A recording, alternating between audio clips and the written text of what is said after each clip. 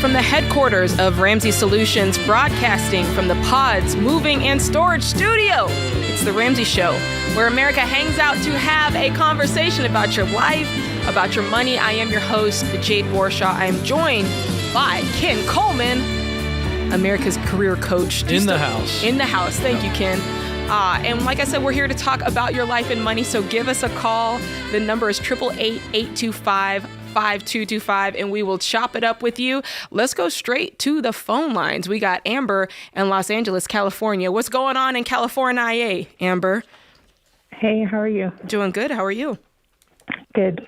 Thanks for taking my call. I'm a new listener. I stumbled across the YouTube channel about probably like a day after I prayed for financial guidance. I'm 33. I'm single. I'm in California. I'm a registered nurse. But growing up, I never really had any financial guidance. I saw my parents struggle going through bankruptcy, and I kind of feel like I'm going in the same footsteps. After I found the show, I enrolled in Financial Peace University, but I'm kind of stuck on baby step one. I don't really have any extra funds left over to cover like minimum payments for my debt. So kind of just stuck. Like, what do I do in that situation? That's such a good question. And I think a lot of people find themselves there. Typically, when you find that you don't have any margin left, right? You're barely covering minimum payments. There's no money there. It's usually a combination of a couple of things. One, your actual core income is probably not high enough. It's not sustaining your life. It also could be that you need to cut back in your lifestyle, or it might be a combination of the two. So let's get a little bit more information from you. What's your current income? I make about $90,000 a year. My debt is a lot of student loans, but there's also consumer debt there. Can you break that down? Minimum payments. Sure. My student loans, probably about $194,000 because I went to a private school. It's pretty expensive. And then credit cards, $20,000. Personal loans, $38,000. $38,000. Okay. What kind of degree do you have? I have my bachelor's, and I'm in school for my master's. I'll be done next April. What field is it? Nursing. Sorry. Okay. So you do have a lot of student loans. What's the minimum payment on those student loans? The minimum is like $1,500 a month because I have such a high interest rate. Yeah, because they're private. What is it, like 7.5? One of them is, the other is 11.5. Yeah, those things get bad. Those things get high fast. Okay, so we're working full time. We're in our field. Like you said, these student loans are just, and you've been paying them the whole time because they were never put on pause, right? Because they're private. Right. What have you been doing? Have you just been barely getting by? Are you using the credit cards to fill in the gap? Is that where the credit card debt is coming from? Right, exactly. The credit cards and the personal loans, yeah. It started with I had to pay taxes one year for work, and I didn't have that emergency fund or any kind of money saved, so I had to go out and get a loan, and then kind of just snowballed from there. Are you currently on a budget? I did look through. I enrolled in Every Dollar, and I looked at everything, and I'm not really spending much outside of my bills. I don't really have extra to spend, so constantly have like a negative account, or I have to borrow from like family or friends. So what I would say is I want you to get back on that Every Dollar budget, because it's just good to keep those numbers in front of you. Plus, you're going to start working to get more income coming in, because that's the only solution to this problem. If you've got a big hole, you need to have a big shovel. So for you, that's going to look like doing extra work, picking up extra shifts, side hustles, whatever you can do to get that extra margin. I mean, $1,000 would make a huge difference for you right now going towards your debt, right? Yes. Yeah. What is your rent or mortgage situation? My rent is $2,100 a month. Okay. And it's kind of hard to find something cheaper. I don't really have family that I could live with, and I that's what I How many originally kiddos? thought of. You said you're a single mama? No, I don't have any kids. I'm sorry. So you are single. Yeah. Okay. I'm looking for a roommate. I know that's right. I think Jade's absolutely right on you need to make more income, and I'll add to that in a second. But if I'm you, I'm finding a roommate stat. Los Angeles, there's got to be plenty of other single ladies out there that you can interview, and you got good You got good sense, and just find somebody who's willing to live with you, because they need to cut as well. And let me just tell you something. If you get a roommate, and do you have 2 bedrooms? No, just 1. Oh, geez. Well, I'd get a bunk bed, honestly. I understand you. If you got a 1 bedroom, that's a little bit different. So I didn't want to go too far down that. But I would be looking at stuff like that. Do you have a couch? And would someone like to save $1,100 a month? I know you would. Am I right? You're right. Why wouldn't you try that? You have nothing to lose. But that's $1,100 raise by getting a roommate. Look, I'm Amber. Can I just tell you, you're single. When my husband and I were paying off our student loans, which, by the way, there was one of them that was around $194,000. We got roommates as married people, Ken. Why not? And look, 10 out of 10 would not recommend that. But if you're getting out of debt for a short season, go on and do it. You used your brain. Heck yeah. You had some discernment. You probably had a process. They weren't axe murderers. No, they were old friends. And we decided that we would try it for a year, Amber. And after a year, we were like, okay, that's enough. But in your case, you might be able to have a better situation because it's just you. It's not 4 people to navigate, a space. Look, so let's just I think it's totally worth it. $1,100 times 12 months. You know what that equals. Would that change your life dramatically, Amber? It would definitely help out. All right. Now that I know, and I misunderstood, I thought you were single mama. So now I'm going all in. Mm-hmm. All right. You're single. You're a nurse. I'd be pulling every extra shift that I could possibly get. And Amber, I'm not talking out of my motivational hat here. I remember about a year ago, I was on with Dave Ramsey on this very show, and a nurse stood across the studio to us on the debt-free stage and talked about how she was working 60 and 70 hours a week, and she paid off I think it was $60,000 worth of debt. Wow. So Amber, you've got a very nice profession. You have got an opportunity to go out and work. I know that the nursing industry is strapped, and there is opportunity for you, yes or no? Yes, and I've actually just recently got hired for a per diem job, so I know Good. I'll be able to do it, but I think I'm just scared about I don't have the tools, You do. I didn't grow up with that. No, Amber, listen, we're going to walk with you. We're going to walk with you. You've got every dollar. You've got FPU. You're going to get in a class. You're going to sit among other people who are trying to figure it out. And we have got the baby steps. All you got to do is walk it out. That's right. I also want to give you something. I'm going to give you Dave's wildly best-selling book, Total Money Makeover, to read 1 chapter a day while you're going through FPU. You know what to do. And Amber, you can do it. I'm not betting against you, but you better go get busy, get a roommate on that couch, and get you a whole lot more hours. And before you know it, you're going to be rocking this thing. And in the meantime, I want you to go sign up for Rachel Cruz's Every Dollar webinar. She's going to teach you exactly how to do it. That's August 24th. Be there, Amber. You need this.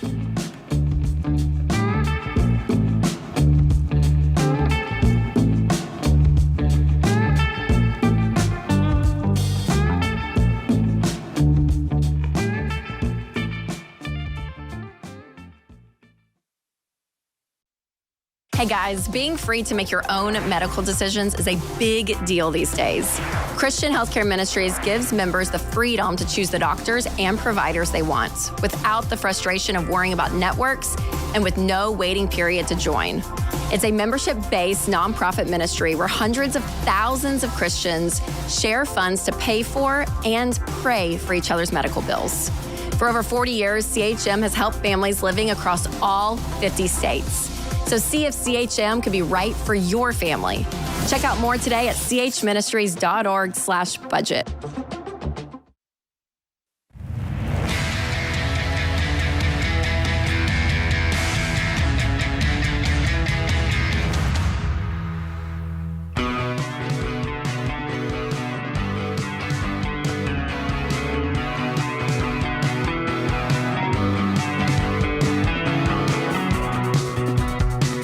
All right, you're listening to The Ramsey Show. I am Jade Warshaw, joined by Ken Coleman.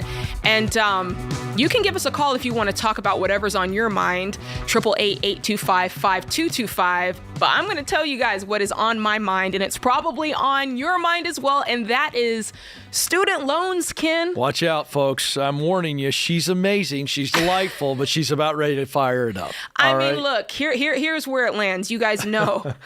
I'm going to talk about student loans until I'm blue in the face, and you probably know that the Biden administration opened up a new loan repayment plan. It is called the SAVE Plan.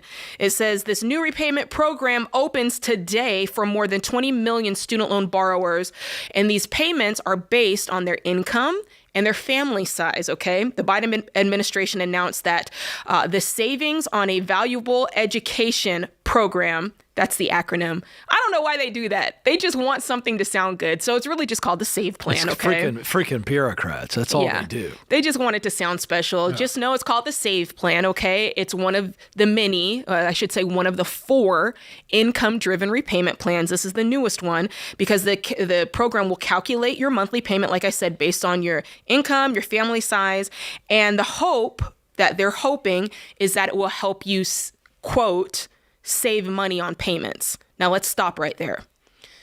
The way we teach, I don't want you to save money on payments. I want you to pay the thing off. So I don't want your payment to go lower necessarily. I want you to spend more money monthly towards your debt so it can go away faster, right? All right. Can I point out that there's some shenanigans in this? There are some shenanigans. This is what you need to understand.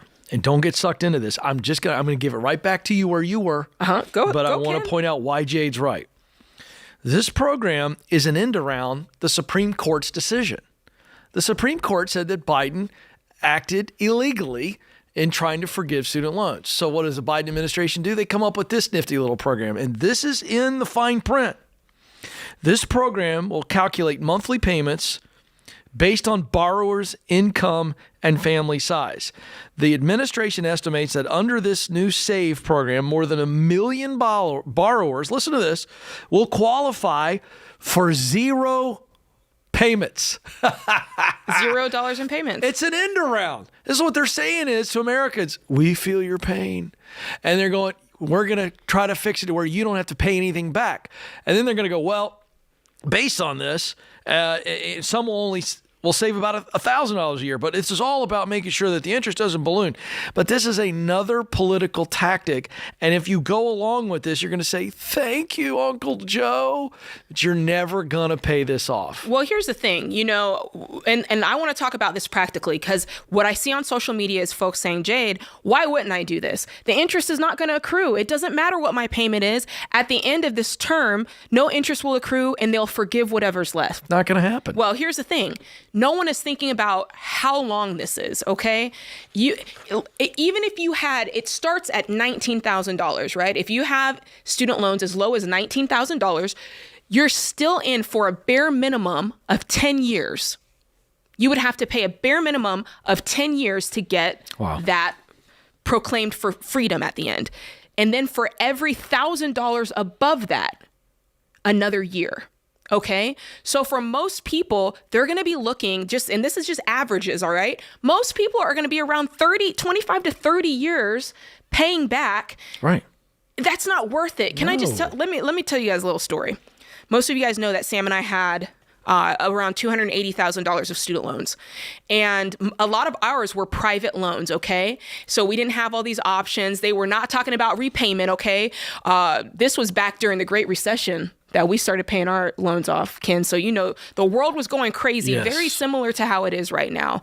Now it's inflation. Back then it was the housing market, gas prices, all that crazy stuff.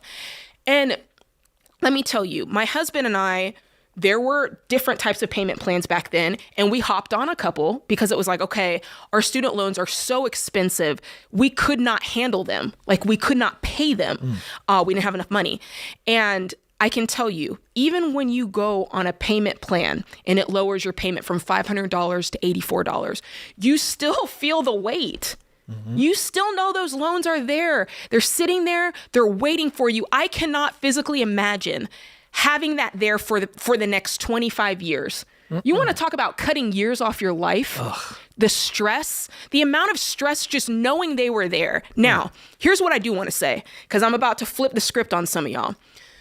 When it comes to these income-driven repayment plans, the only time and I say only in big, red, bold letters with lots of exclamation points next to it, okay? The only time I would ever consider a payment plan like this is with the intention of lowering my monthly payment temporarily, Ken, so that I can get as much money in my budget to throw it at the smallest debt in my debt snowball. Sure. You got it? That makes sense. Do you hear? Y'all feel what I'm saying? Whew, and I wrote it down in case I forget, because I get in trouble. Okay. I don't want nobody getting in trouble. She's laying it out there. If you sign up for one of these income-driven repayment plans, just simply to kick the can down the road, thinking you're going to get forgiveness after 25 years, y'all need to stop right now. You're just playing yourself. But if you really want to play it right, what you need to do is like, okay, if my payment, matter of fact, I have actually a picture of one of Sam and I's payments that we had. This was from, is this Navient? This was just one set of the many loans we had. And you can see there, the payment is somewhere around $500 and some odd dollars. And we were able to work with them to get the payment down to $257. And we did that to free up more money to go to our smallest debt on our debt snowball. We did that temporarily. And then when it came time to pay that debt, we were hitting that thing with a machine gun as quickly as we could. So there is some smart guidance around this, Ken. But what I really don't want people doing is saying, oh, great, I can pay $0. I'll just ride that wave forever. That's right. Terrible idea. Yeah, because here's the deal. You don't know what administration's coming in next and who's going to be in charge. And this idea that someone from the government is eventually going to agree with this person. Folks, I mean, you don't have control over that. No. And I don't like that idea of holding it and holding it and holding it and holding it. And think about it. These are the people who helped put you in this position. The government cannot put you first, guys. It's true. They have never put you first. Yeah. It's impossible for them to put you first. There's too many of us. They're going to do what's best for whatever administration is at the time. Only you can put you first. Well, let's remember that there's been no conversation in Washington, D.C. about stopping the federal student loan program. That's a fact. So while all these people are supposedly being forgiven or hope to be forgiven, they're still doling them out to this new, fresh crop of high school students that are about ready to go into the next year. And so you got to understand, folks, this is a game that you haven't set the rules for. That's right. You either play the game or get out of the game, and we're here to help you get out of the game. I know, that's right. And we're doing that. We are doing a student loan. This is awesome. Live stream. Guys, this is what we need to be telling you about. You and Dave Ramsey and Rachel Cruz teaming up. That's right. September 12th. It's free. Is it? It's free. It's absolutely free. Yeah. Guys, we're going to walk you through, because I know y'all, half the folks, Ken, are like, stop talking and just tell me what to do. Tell me what I'm supposed to do.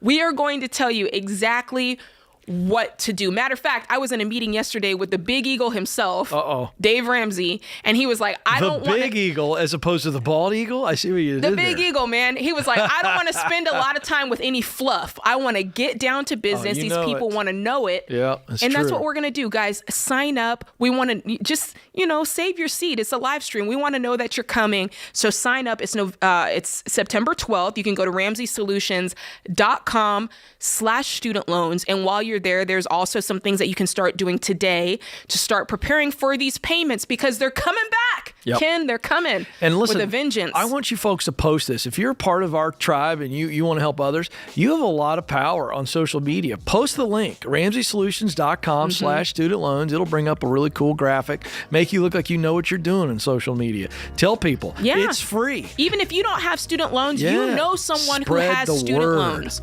Oh, it's going to be great. I love it. This is what it's all about, guys. We want to bring that hope. It's not hopeless.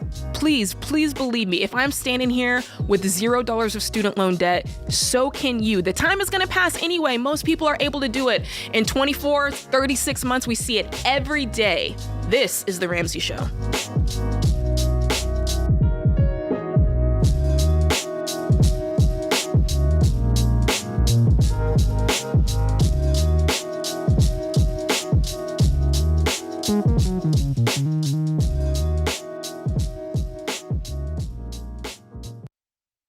Hey, Dr. John Deloney here.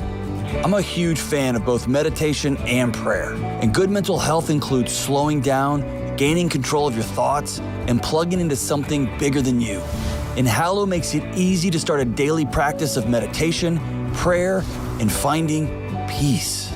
Hallow is the #1 Bible app in the world, and you can tailor content towards your faith tradition. From scripture readings and prayers to meditation and journaling, Hallow makes it easy to practice prayer, meditate, and build a deeper, more meaningful spiritual life and rediscover true peace. Go to hallow.com/Ramsey today to get 3 months of Hallow for free. That's hallow.com/Ramsey.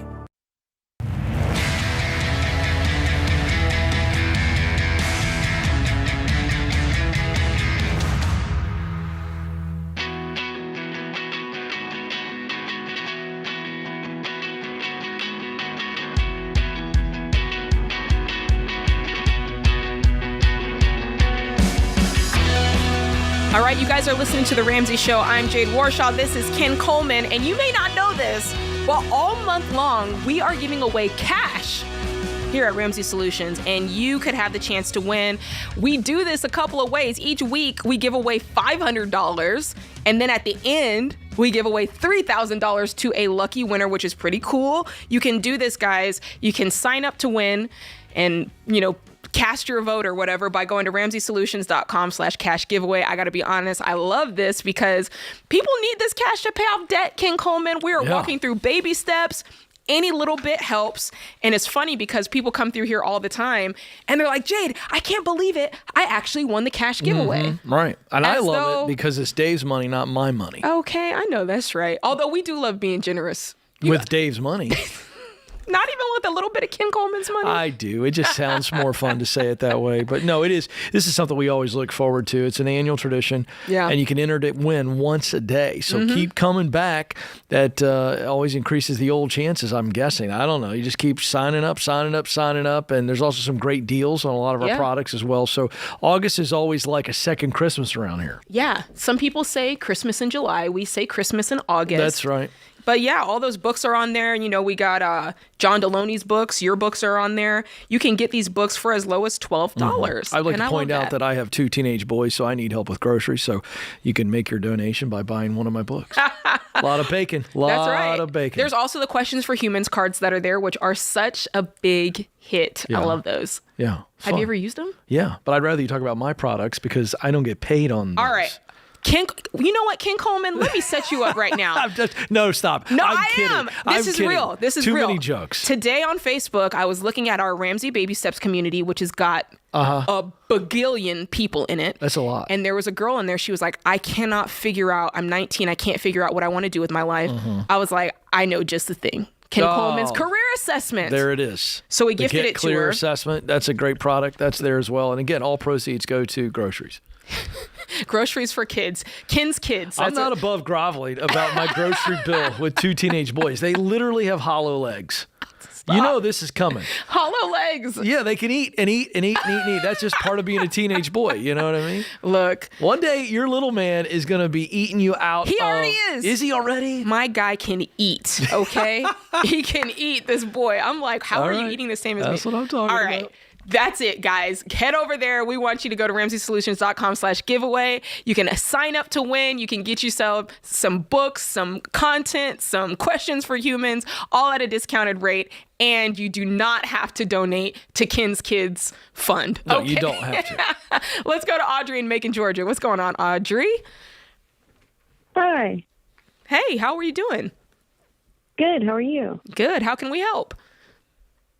I guess my question is, am I crazy for thinking I'm going to be able to buy a home before I'm 36?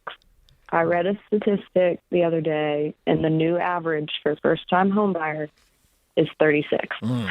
Well, do you want to know how I feel about that kind of stuff?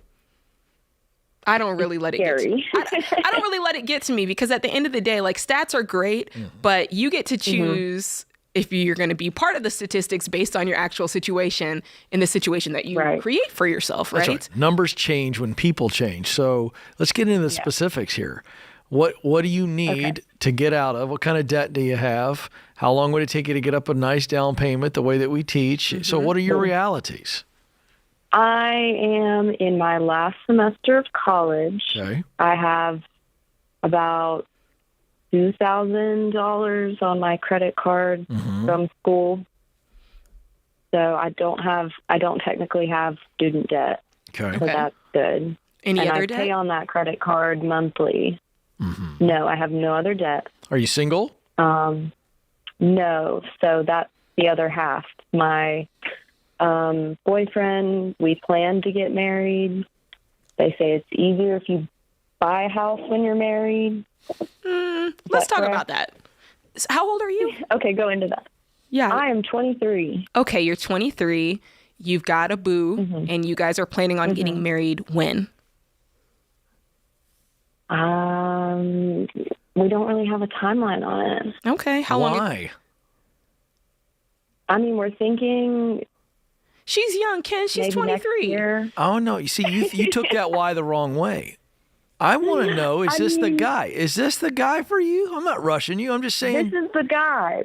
does he think that However- you're the lady? She said, however. I would hope so. Oh, you better know so.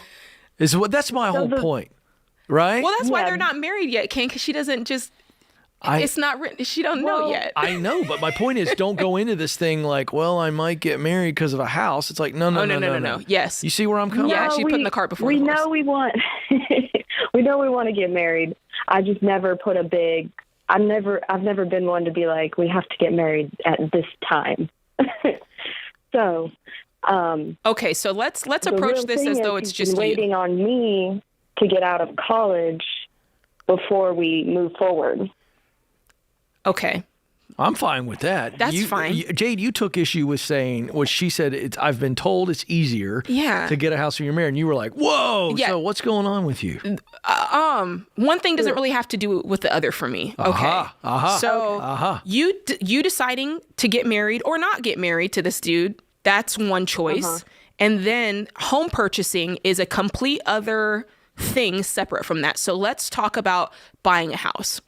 When you're buying a house, what denotes, Audrey, when it's time to buy a house is if you can afford to buy a house. That's really the biggest thing. Based on? Based on your income, based on how much you're able to put down, based on if you are in a secure job that you're going to be able to continue. You know, there's so many things there. So in your situation, what's your living situation right now? I just live at home. I virtually have no expenses. Okay, so what I would tell you to do, I'd say, Audrey, set aside $1,000 today as a starter emergency fund. And then I would say, Audrey, pay off this $2,000 in credit card debt and cut up the card, never to be seen again. And then I would say, Audrey, I want you to build up 3 to 6 months of expenses because I don't want you buying a house without savings. If you buy a house without savings, that is known as a disaster because home ownership costs money, okay? Money. Don't get me started. Okay. Don't get me started on a house. You know, makes expense. I'm looking at a roof right now. All A roof right. situation. The man. AC. The AC. Water leaks. Yeah. And these don't cost a little bit. These cost the most. man. So you need that 3 to 6 months. And then you want to start looking at setting aside a down payment, okay? Down payment, you're looking at 20%, you know, no less than 10%. Like we want to get that down payment up there. But then you also have to think of other things that go along with buying a house, like closing costs and earnest money and all these things. So you need to have a nice stack of cash is what I'm saying. All right. Right. And that's what I've been trying to do is put away cash. I'm just scared it's not enough. Well, what you can do is Ramsey Solutions has a really great, it's a how much home can I afford calculator. That's great. And you can go in there and you can plug in your numbers because at the end of the day, here's what we're looking for. This is the formulation for success. We want the payment to be no more than 25% of your take-home pay, right? So if you end up getting married, after you got married, if you two did buy a house, no more than 25% of your combined take-home pay, right? That's what you're looking for on a 15-year fixed mortgage. Yes? No, none of this 30-year business. So that's what we're looking for. So use that calculator and see. Are you making any money yet? I am, but it's only part-time. I'm an intern at an accounting office. Yeah, so first things first, we got to get the money rolling in consistently. Right. We got to figure out, you know, I don't know that that's the next step for you moving forward. It sounds like there's some relational business that needs to be sorted out, but that's what I'm saying. Let's commit. Come on, I'm old school. Let's commit. Well, What is this, dating for 10 we've been offered a years? family heirloom, so we're on the way there. Okay, Oh, I like okay. where this is headed. That's what I'm talking about. So, it's first things first. If it turns out it doesn't work out with this guy, you still know the blueprint. That's and right. maybe on down the line, you'll get a home. However it happens, it's going to happen the right way because you've got the right information, girl. This is The Ramsey Show.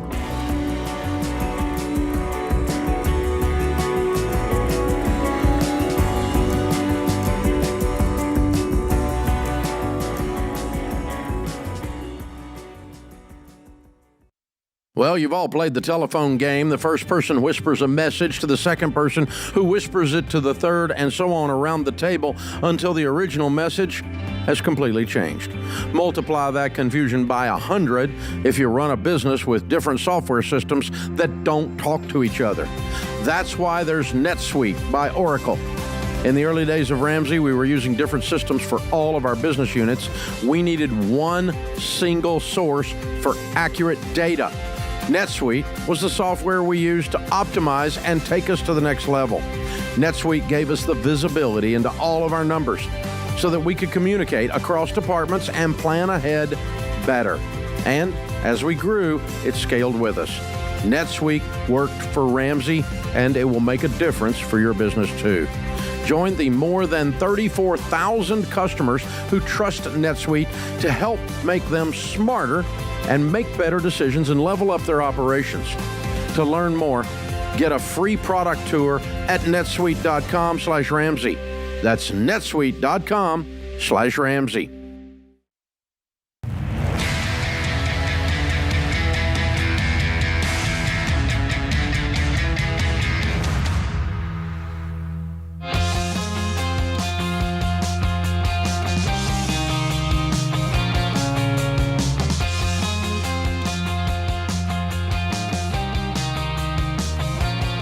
All right, you guys are listening to The Ramsey Show. I am your host today, Jade Warshaw, joined by one of my favorite co-hosts ever, Ken Coleman. There it is, folks. That's money well spent right there. Get you a compliment like that. I say that about all the co-hosts. You do, don't I you? love you all. Yes. This is great. We love you as well.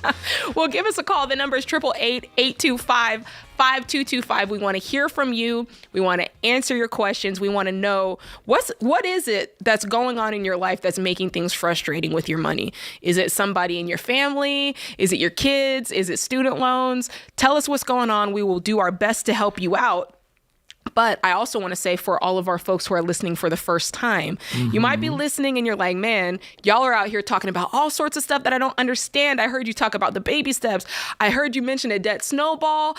I am new here and I want to get the lingo. I want to make sure I'm on board with you guys. So if you're a new listener and you want to dive deeper into our Ramsey baby steps, I would tell you to go to RamseySolutions.com and click on the little Get Started button. I think it's up there in the right corner. We'll help you figure out what the best next step is for your financial journey based on where you're at today. Okay, so that's RamseySolutions.com and click that Get Started button, and we'll be there to help you out. In the meantime, let's go to Bailey in Green Bay, Wisconsin. What's going on, Bailey? Hey, thanks for taking my call, everyone. Awesome. How are you? I'm doing fantastic. How are you? Doing good. So what's going on? So, as a lot of people my generation, I went to college. I got a 4-year. I worked about 2 or 3 jobs every semester so I could minimize my debt, and I didn't need to take out certain loans. I'm currently around 22.5 in my student loans, Okay. and looking at the repayment rate now coming to us like a giant looming cloud over the horizon. A torpedo. Exactly. I was just kind of wondering, I had also a little bit of personal debt, but I'm getting that paid off shortly, thankfully. What's that? The personal debt? I had a couple things with my car go wrong and then a couple other things. Okay. So it's around it was around $3,000, but I'm just getting out of that, thankfully. So that's it. It's just the 22.5 and the 3,000 for the car. Yeah, pretty much. When you say pretty much, sorry, I got to be clear. Pretty much, or that's it? It is. Yes, Okay. It is. That's it. Sorry. So I was wondering, I've already sat down and I've calculated how much interest I'm going to lose on each of the loans. Mm-hmm. and I know that Debt Snowball says, hey, do the smallest one first, but if I can knock out one that's just slightly bigger than the smallest one that's going to lose me more money in the long run, should I get that done right away, or should I go for the smallest one, in your opinion? You know, I'm team Debt Snowball, and I'm team, you know, paying off the smallest debt first. And here's why. Mathematically, it does make sense what you're saying. Oh, pick the one with the best interest, with the highest interest rate, and do that one first. Mathematically speaking, I get why you're saying that, but there's more to it than that.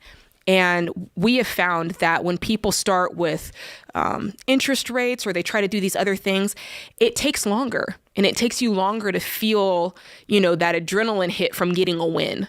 And so when my husband and I were paying off our student loans, we listed them smallest to largest, even though some of his private loans, man, those interest rates were upwards of 7.5%, 11%. And we chose to pay off one of my student loans first because it was a lower payment, and it was the balance was lower. So we did that one first, and it felt great. It was like, oh my gosh, we did this. And then you go to the next one, you're like, oh, we did it. And it just creates that motivation. So there's a reason to do it that way. So I would suggest listing them from smallest to largest and paying them that way. And honestly, if you go back, if you're intense about this, if you go back, you're going to realize the money that you may have missed out in interest, it's negligible, because you're going to knock these out so quick. I mean, it's $22,000. You're going to knock this out within the year. Okay. Yeah. And like looking at other people I've graduated with, and like my siblings, shout out to my siblings, shout out. Sarah and Owen. My sister actually just got out of student debt. Ooh, congrats, sis. Anyway, just seeing how much people pull out is just insane. And like, I came out with less than a year of my debt, thankfully. It's a lot of work, but so that's pretty much all I was asking about. I appreciate it a lot. Absolutely. And, I think by the time, if I, go right to the grindstone with it, I think I'll get about 25% of my loans done before payments resume. Look, that's what I'm talking about. How much are you going to be putting towards this monthly? Oh my gosh. I just got the email, speaking of looming clouds or torpedoes. It was about 281. And I was like, ooh, I could go without that. Yeah, absolutely. Yeah. Hit these things with a vengeance. How much are you bringing in each month? About $3,500. I just switched jobs, so that's kind of why I was in between a little bit with the personal loan. So yeah, if I were you, I would. Are you single? I am. I did meet the person though with the last caller. I definitely know for sure, and we're committed. So okay. Right. Well then, pay these things off. Go hard in the paint. Pick up some extra work. I think that if you went crazy, you would be surprised how quickly you'd pay these off. I think if you went bananas. Yeah, you're single, dude. You should be working obscene hours, selling everything that you don't need. Mm-hmm. I mean, just the intensity of this to knock this out, it's very, very doable. 22,000 seems like a large number, but it can go pretty quickly with steady activity. And right now is the time, before you put a ring on it, before you close the deal and get the deal done and start a married life. I would try to get this done. If it were me, and I'm not saying you have to, but I would try to pay this off before I got married. I would not want to bring that to the marriage. That's what I would do. I love it. That's a great call. Real quickly, let's go to Mary. She's in Buffalo, New York. What's going on, Mary? Hi. I got a summons from attorneys to collect a debt. Just before I called them to set up a payment plan. They wanted 30% down and $300 a month. This debt is $9,902. I told them that I could not pay this. I did offer $100 down because that's all that I can do, and $25 a month. And when I say that's all I can do, I mean, we don't have Disney or Netflix or any streaming services. We're not eating out. We're like bare bones. We have paid off other credit cards and stuff like that. So, I mean, we're doing the baby steps, but they want this now. And this summons, I had 20 days to respond, and I responded, and the woman that I spoke to was rude. She was like, if you can't pay me, why are you even calling me? These people are mean.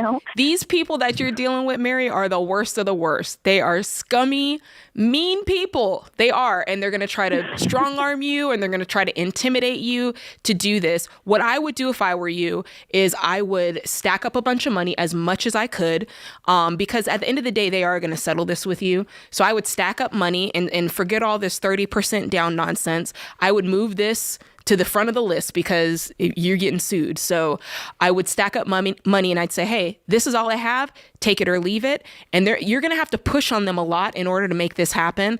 But once you get that offer, I want you getting it written in cash. Or I'm sorry, not in cash. I want you to get it written down, sent to you via email, print it out, keep it forever, right? And then you're going to go and get a money order and send them that check. Do not ever give them your account information. Don't give them anything about your debit card information, because these people are certainly scummy. And it sounds like they're kind of being manipulative a little bit, and they're kind of trying to bully you. Yeah, it's emotion. They have to get her afraid. Me into getting a job. Sure. Yeah. The more afraid you are, the more they feel like they can manipulate how much you give them. You're in charge. Remember this. They want your money. Yeah. So they can't get it if you don't got it. So you're driving this train now. Do it exactly the way Jay told you. You take control of the conversation, and you guys get serious. Go make some more money. Sell some stuff. Take control of this. You are in charge, not them. That's right. That's what I would do. Those companies, man, they're the worst of the worst. I've dealt with them. Well, yeah, it's part of the game, right? They're trying to manipulate you. You got to tell them to put it in their pipe and smoke it. Uh-oh. All right, that does it for this hour of The Ramsey Show. We'll see you next time. Hey, what's up, guys? It's Jade. If you love the show and want a deeper dive on your money journey, we have a weekly newsletter that gives you trending and helpful articles and tips on following the Ramsey way. Just go to RamseySolutions.com today to sign up for our newsletter. Again, that's RamseySolutions.com to sign up for our weekly newsletter.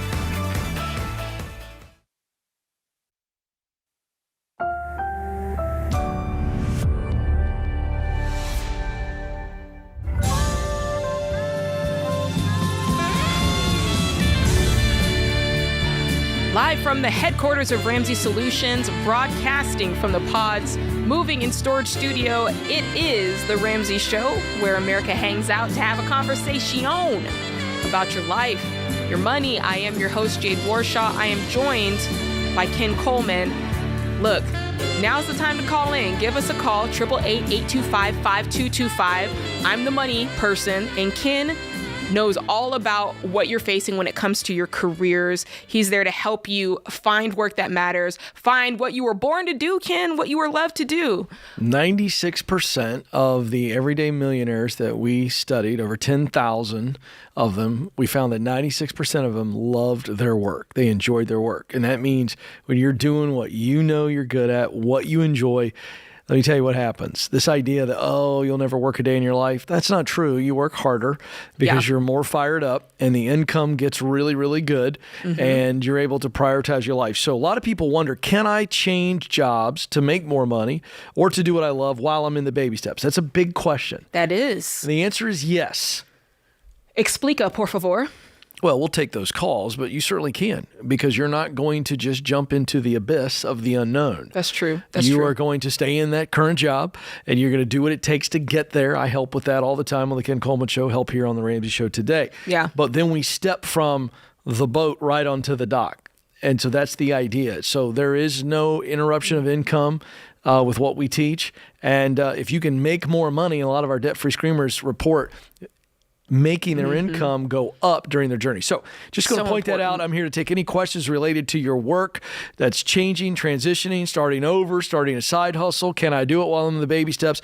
How does the work and money thing come together? Well, it's always together. And so if I can help you make more money, I'm here to help. We'll take those calls as well. I love that. Life's too short to not be doing what you love. You know Think about how much time you spend at work. So much time. Yep.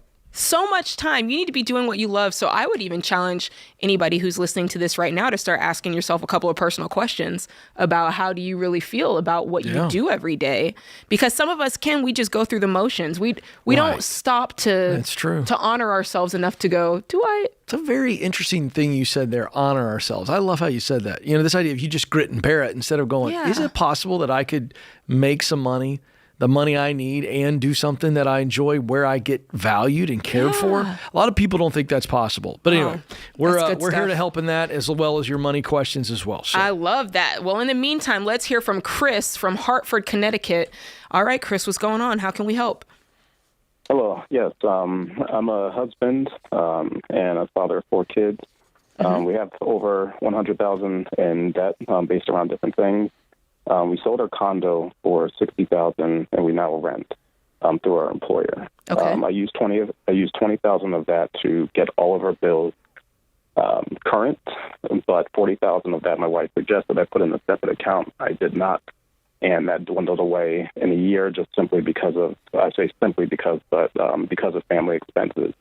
So right now, I feel like I'm drowning in expenses, and anything I focus on, maybe a credit card, I'm pulling from rent. If I want to pay rent, I'm pulling from student loans, and I'm just concerned because we can get to that garnishing standpoint. So I'm really trying to figure out where it is to start. And just to note that both me and my wife, we work at the same place. It's a very, very flexible, comfortable, no commute situation for us. So I'm the only driver, so me changing a job completely changes the dynamic. So I'm trying to figure out how to work through this. Okay. Just at first glance, at first pass, listening to the situation, it just sounds like there's no control. It just sounds like you're just flying by the seat of your pants, just putting out one fire after another. Yeah? Yeah. I'd say that. How much money is coming into the household each month? I make 80. My wife makes 30. Total, we net about 7,700 each month. How old are the kids?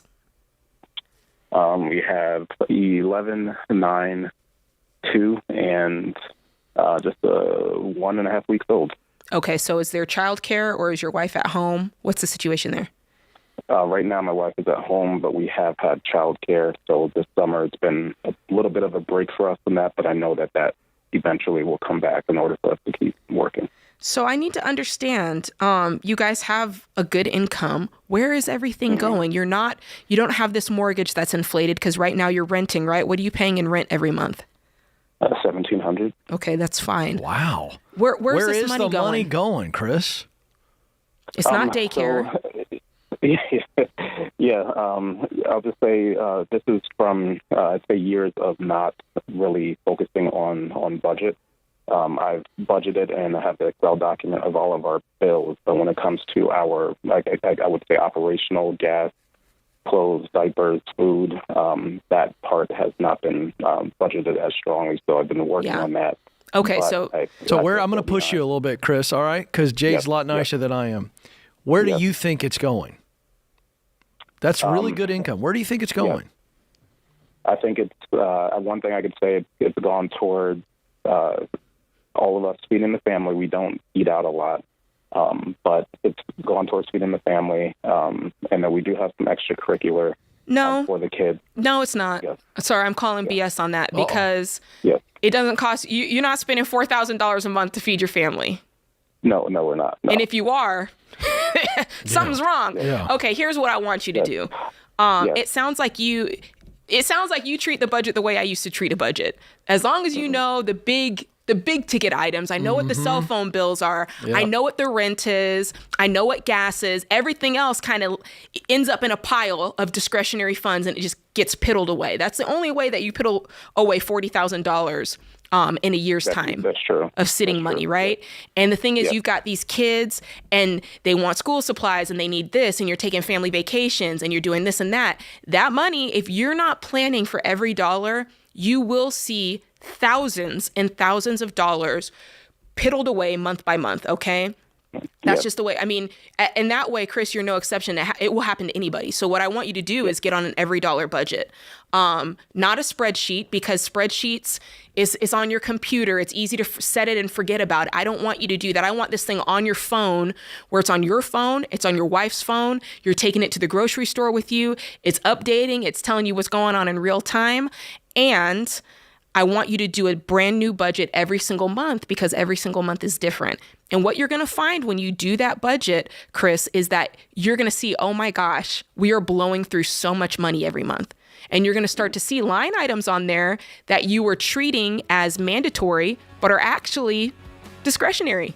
You don't have to do that stuff every single month. So you're going to find ways that you can cut your budget. I want you to sign up for Rachel Cruz's Every Dollar webinar. She is going to walk you through, like literally take your hand and walk you through how to do this budget. I want you to sign up. You can sign up at ramseysolutions.com/budgeting. I believe that's what it is. They'll put the lower third on there for you to see it. But I want you to sign up for this, because this is what's going to break you free. The budget is where you find the money. Most people are able to find 9% of their income just by doing a budget, Ken. They've got plenty of money to do what they need to do, but you got to know where it's going. That's right. You got to find that money, and we'll help you do it. This is The Ramsey Show.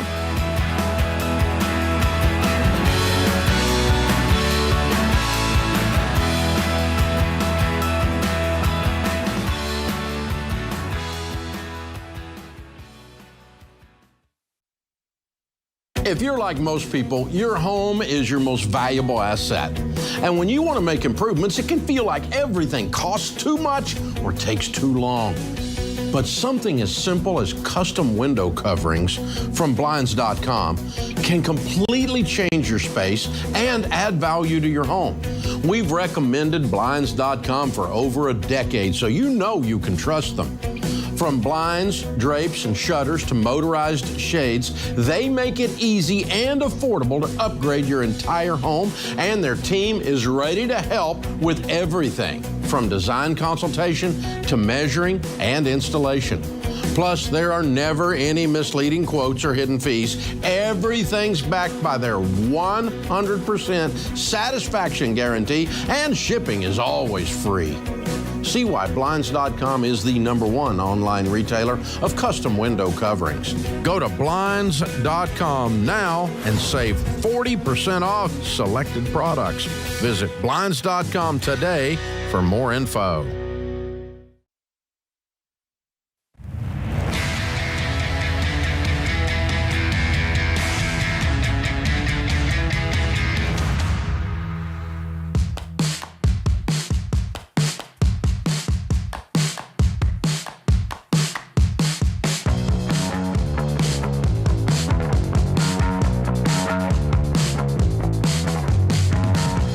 Listening to The Ramsey Show. I'm your host, Jade Warshaw, joined by Ken Coleman, and we're talking about everything going on in your life with your money, your career. Sometimes we jump into that mental health space if Dr. John Deloney's on, but today is me and Ken. So give us a call. The number is 888-825-5225, and Ken will help you walk down a path to finding work you love. So if that's the boat that you're in, give us a call. And of course, I'm here to help you out with the money stuff. You are. And the last time, well, I don't know that it was the last time, but a few times ago we were on together. And if you missed it, I guess you could find it on our YouTube page.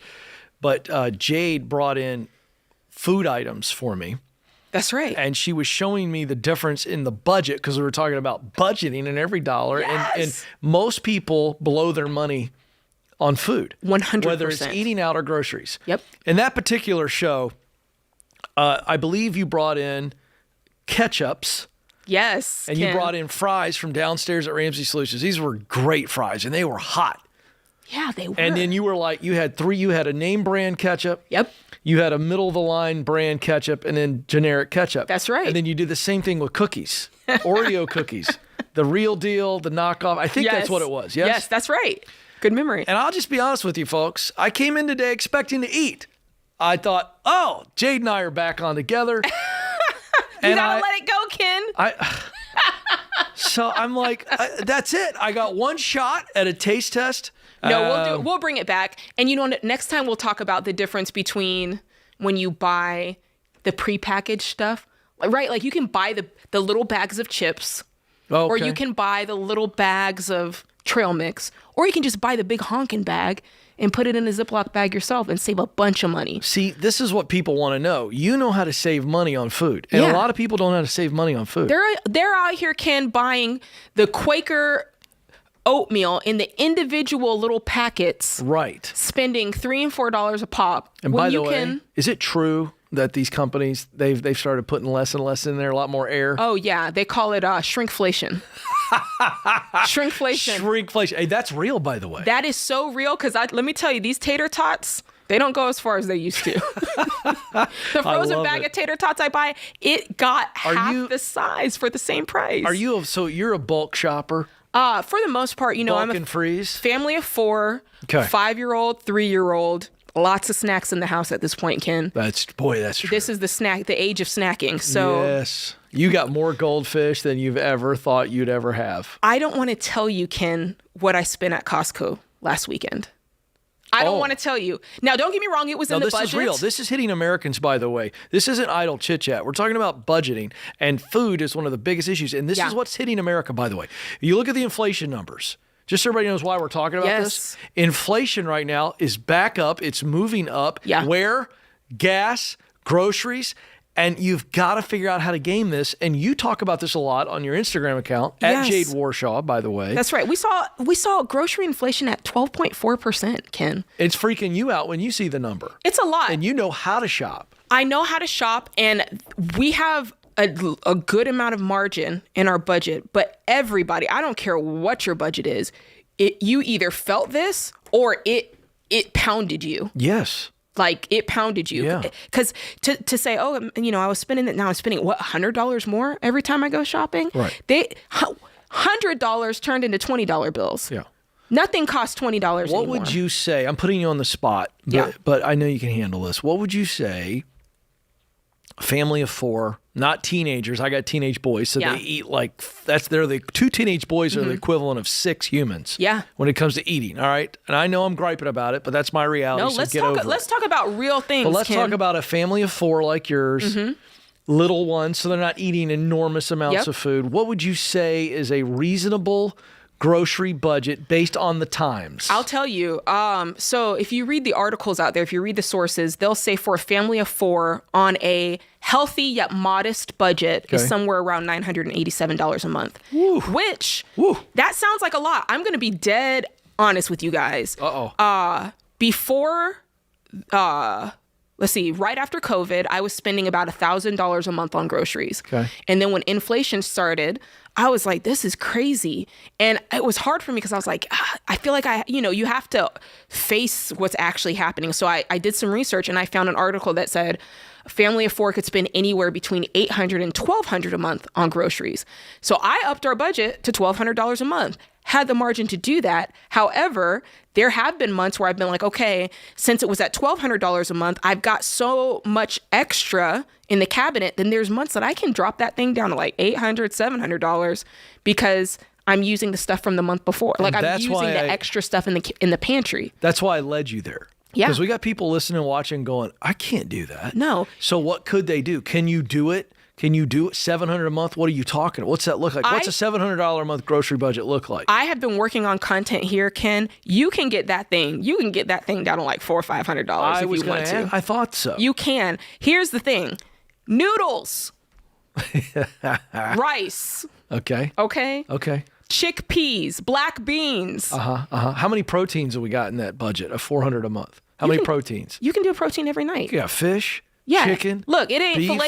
We're not doing filet mignon. You're not doing filet. You're doing You're doing ground beef or ground tofu tacos. You're doing steak that's tougher than, Yeah. Or, you might do spaghetti some nights without putting beef in the sauce because you're trying to save money. You can still make some nice red sauce. I agree with that. You're having breakfast for dinner. You're having, pancakes. Yeah, it's doable. It is so doable. The thing is, I think now I'm saying this from a female perspective, I think sometimes as moms, or maybe you're the dad in the house that cooks, we want to do the most. It's like a way to show love. Yeah. And so it's like we want to have this beautiful plate that's got 4. I don't know why. Maybe it's just me. A plate should have 3 things on it. Is that just me?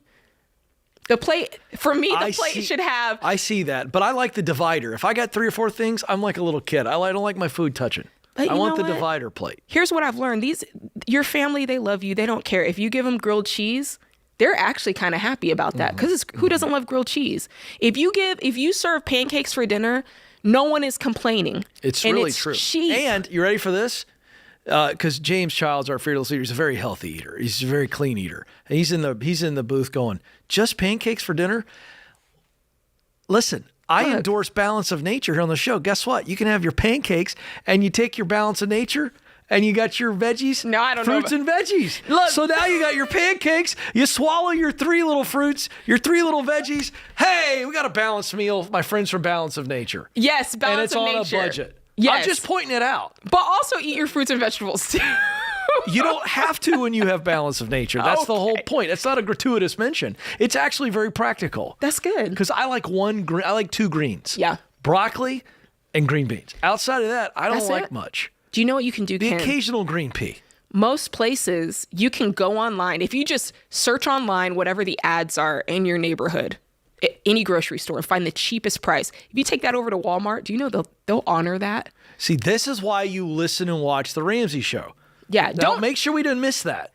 If you Google, because there's a lot of these little grocery stores that are like really small mom and pop stores that maybe will sell things cheap, or you can go on there and Google like Save-A-Lot. Okay. Even if you've never gone into a Save-A-Lot, if you Google the price of Save-A-Lot grapes, and they're usually the cheapest. You take that, or Bravo. They have a store by me called Bravo. I don't go in there. And do you have to take a screenshot? Take a screenshot of it, print it out, and say, hey, they're selling and it you're for this. Telling me they will ad match that junk. You walk that up to the cashier at Walmart and go, let me show you a couple pics. Man.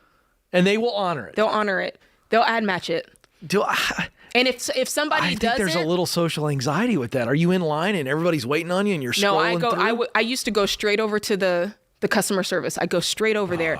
But Ken, we don't care anyway. We do not care. I know, but see what I was the doing? People think. I was bringing up an objection and you smacked it out of the park. Oh, yeah. So you don't care what everybody, what's she doing up there? Let's go, lady. You're like, listen. I'm saving money. Wait your turn, please, sir. That's what I say. So what I'm hearing you say, Jade, is it is possible to budget on groceries and food, even in inflationary times. There was a time we spent $60 a month.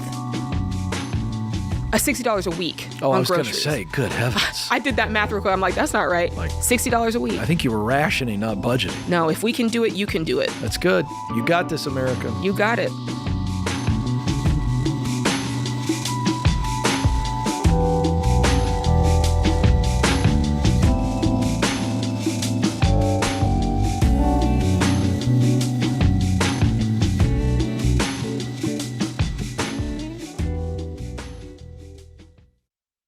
It's a competitive home buying market, but there's a way you can get an edge. Churchill Mortgage works with you to understand your budget and your goals. And the Churchill Mortgage Home Buyer Edge offers you fast pre-approval and a secured interest rate. Plus, Churchill has bumped up their seller guarantee to $10,000, giving your offer the best chance of being accepted and helping you win in today's market. Go to churchillmortgage.com today to learn more.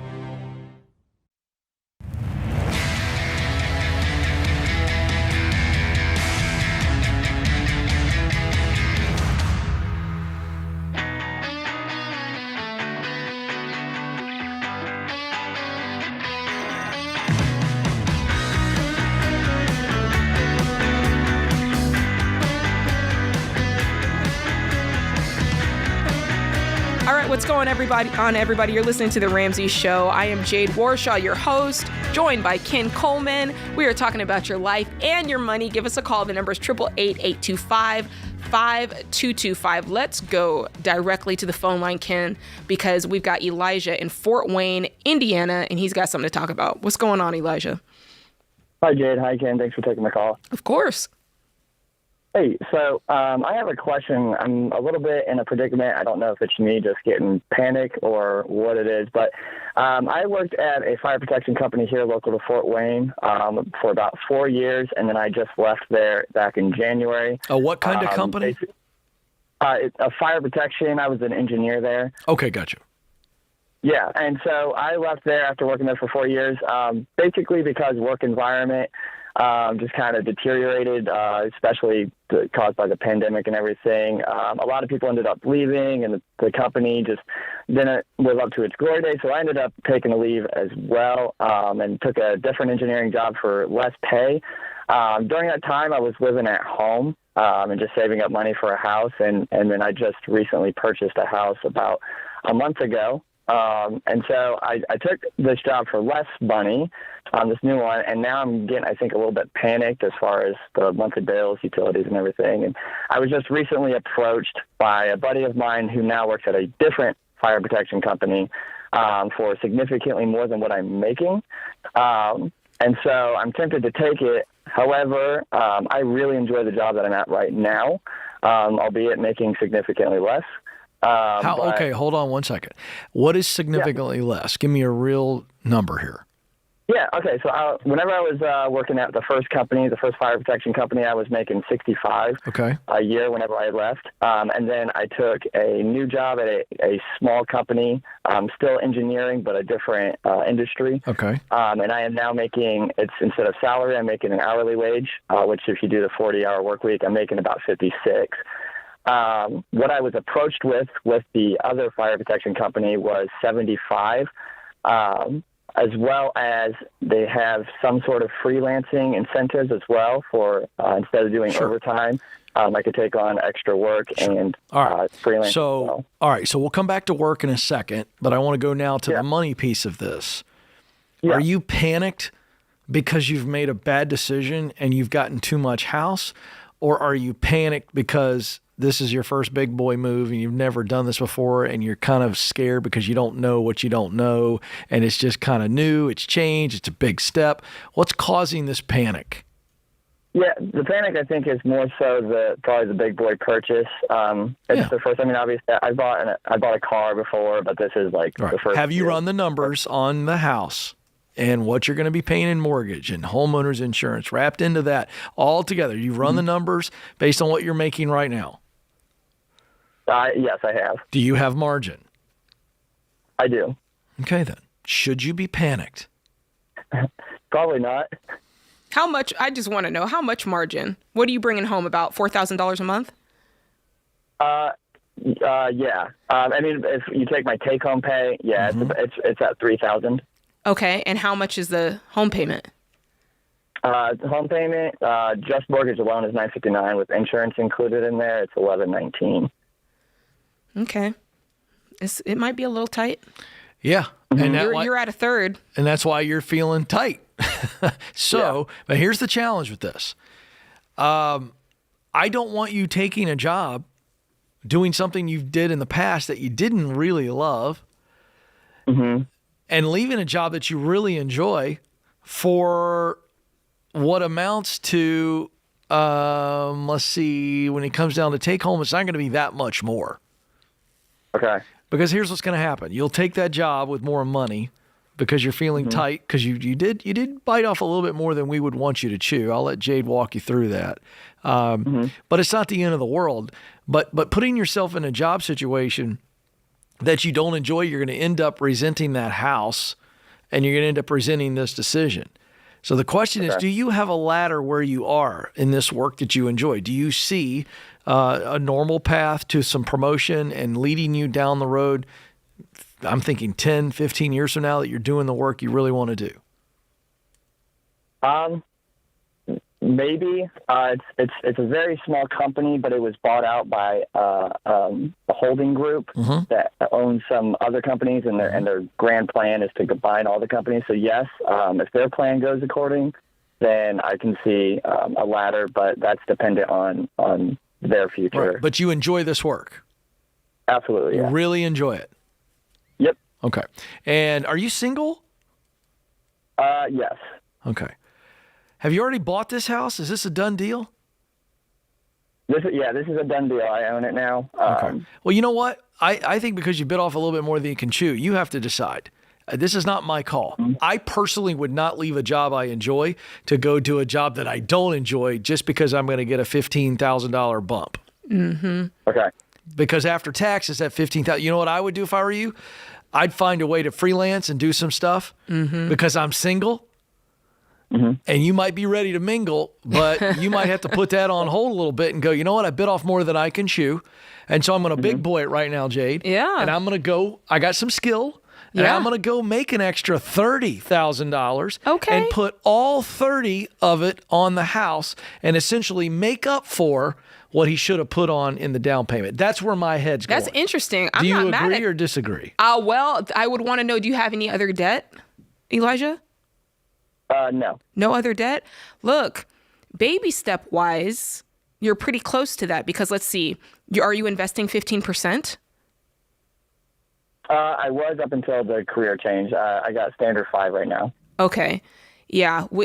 The numbers Well, what I'm saying still holds. Yeah. Meaning, I'm sorry. I'm glad you said that. I want you to use the baby steps. I want you to get to emergency. But what I mean is if I were you, you've already bought this house. Yeah, you got to make it work. So my point is he needs to go make some more money. He keeps working the baby steps, but he could still knock that. He could knock that down. Well, can I ask a career question? Because okay, so Ken and Elijah, you say you love the job you're in, and the other job option, it's in the exact same field. What makes us feel that you might not switch jobs and also love it? Because it's the same. It's not like you're switching fields or trying something new. It's the same profession. Is it the same profession? It'd be technically the same profession as an engineer, but it's in 2 different industries. My current industry would be in industrial mixing, and the other industry is fire protection. Right. So it is slightly different. Slightly different. He's an engineer, but it's a different industry. So my point is this is income. I would fix this, and I would get my income up. Yeah. Okay. Because I would get through the baby steps, start investing, the 15%, get the emergency fund up first, then that baby step forward. But I would be increasing my income so that I could start working on that house, knock it down, but I've got more margin. Because right now, you plan to get married one day, yes? Oh boy, did you hear the crickets? Well, I think we may have lost him. That's okay if we lost him because I kind of want to go further on this. All right, go for it. Because I think, people get themselves in this situation a lot. Yeah. And we're like, hey, side hustle, get you a side hustle. But in this case, this is a long-term issue where something short-term like side hustling may not be the move. And I'm not saying that you were saying it's a move, but I'm saying out there in the culture, it's like just side hustle your way. Side hustles are great, but you also have to be real about the reality of your situation and whether or not it requires you to make changes to your core income that are sustainable. Yeah. Right? So with this guy, he said he has a possible path. That's why I'm saying. Yeah. That's why he's back.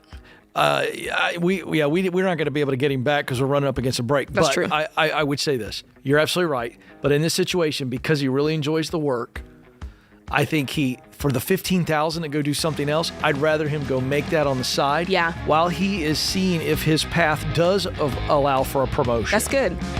Yeah, because he's got the ability to do. Yeah. That side overtime. I want him to increase his income until he finds out what his relationship situation is. He may or may not, but theoretically, he's probably going to eventually get a woman in there. We got a double income. Oh yeah, eligible bachelor. It's not the end of the world, but he needs to increase his income. Absolutely, but not at the risk of doing something you don't enjoy. That's good. This is the Ramsey Show.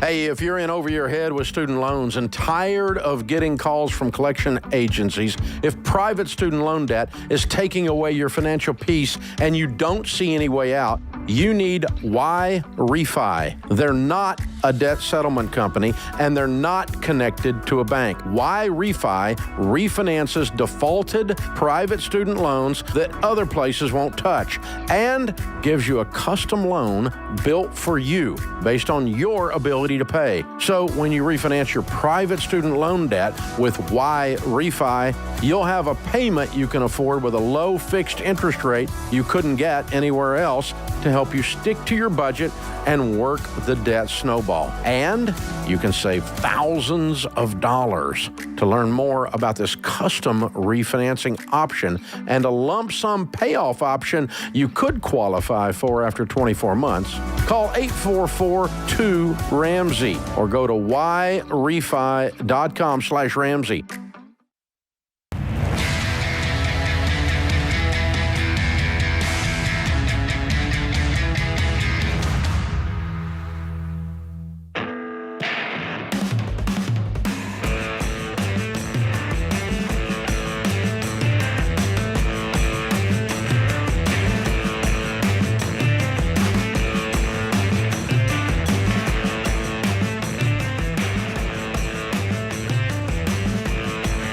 What's going on, guys? You guys are listening to The Ramsey Show. I am Jade Warshaw. He's Ken Coleman. He's our career guy.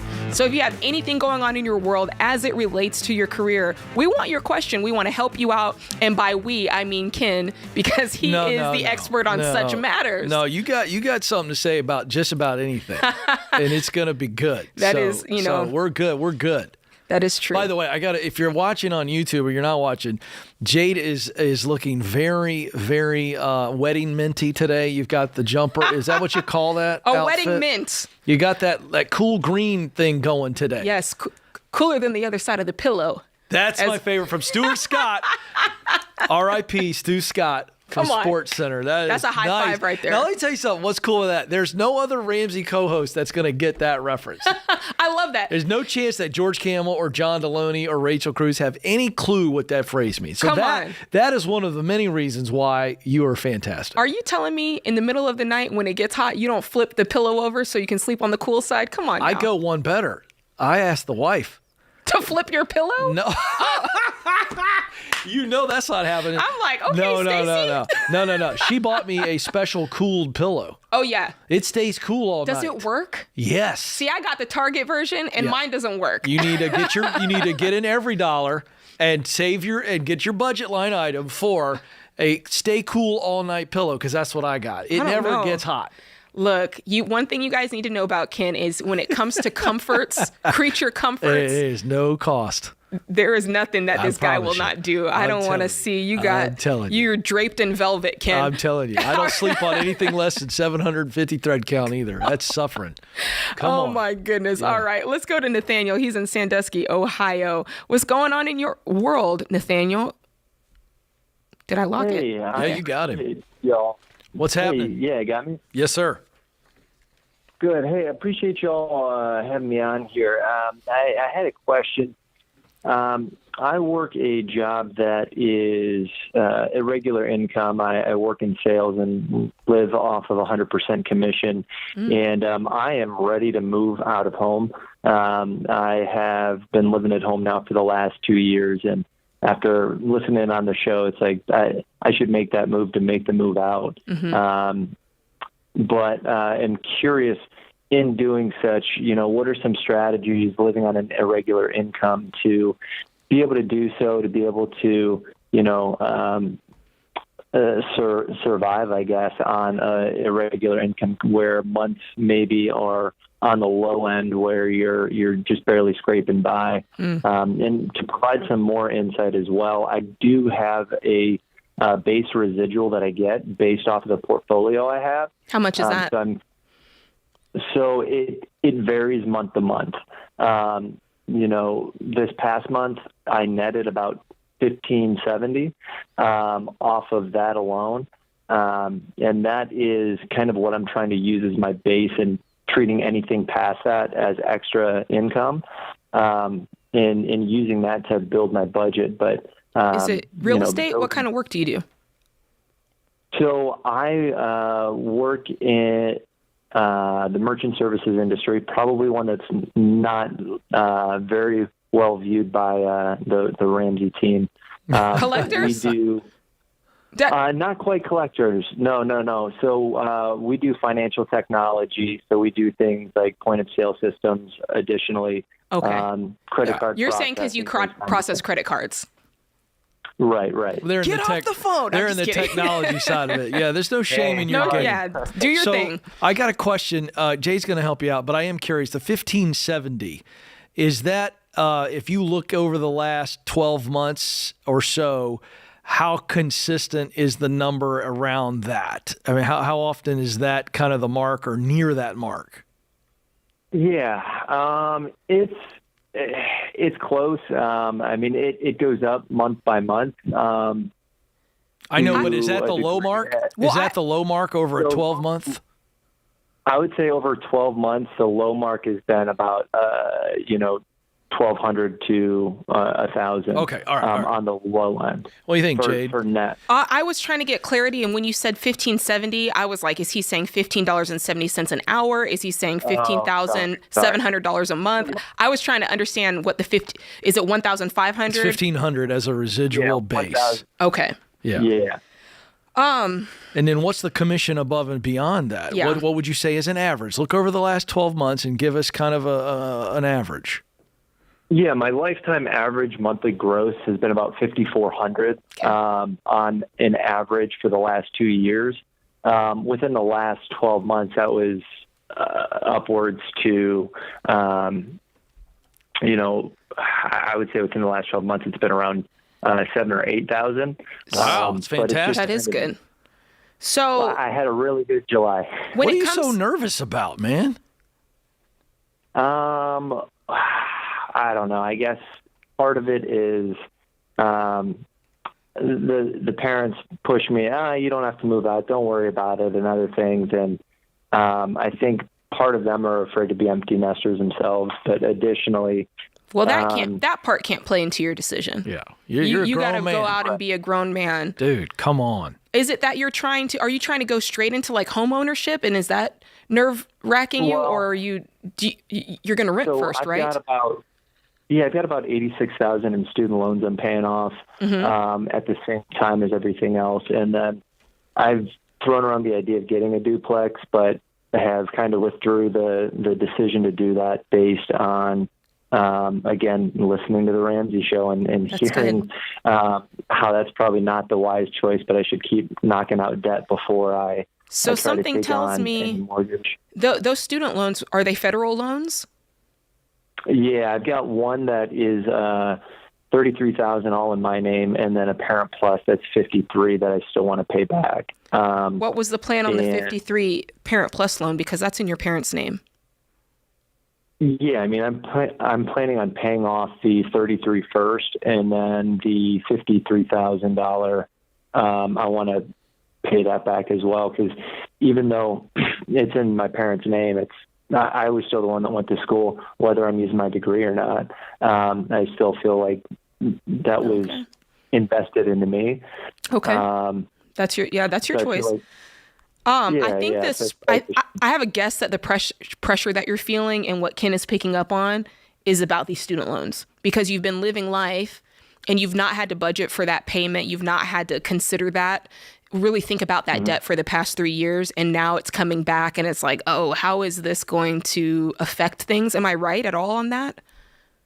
Yeah, I have paid off quite a bit. I've been implementing what I could for the last 2 years. I paid off over $32,000 so far out of 121 total.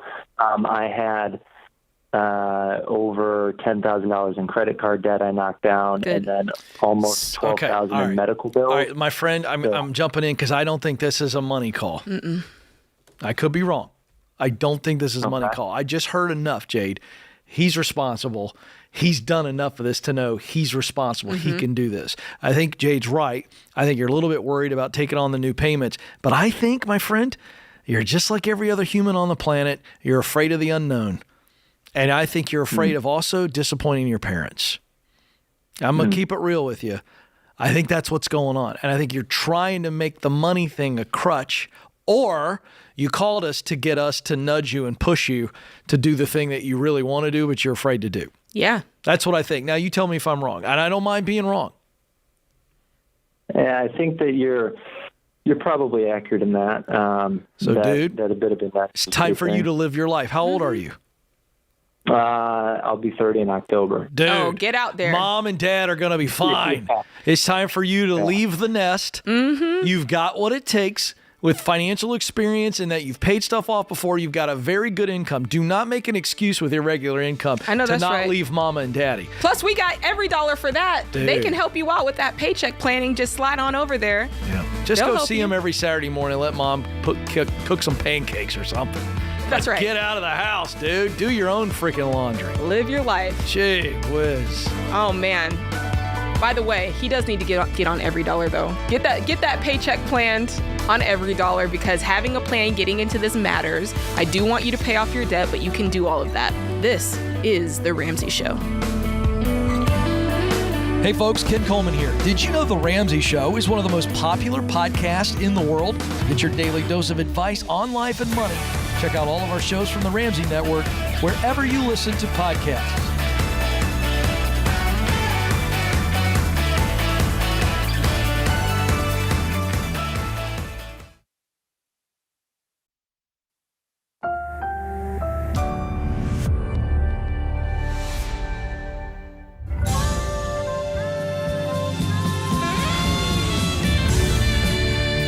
Live from the headquarters of Ramsey Solutions, broadcasting from the Pods Moving in Storage Studio.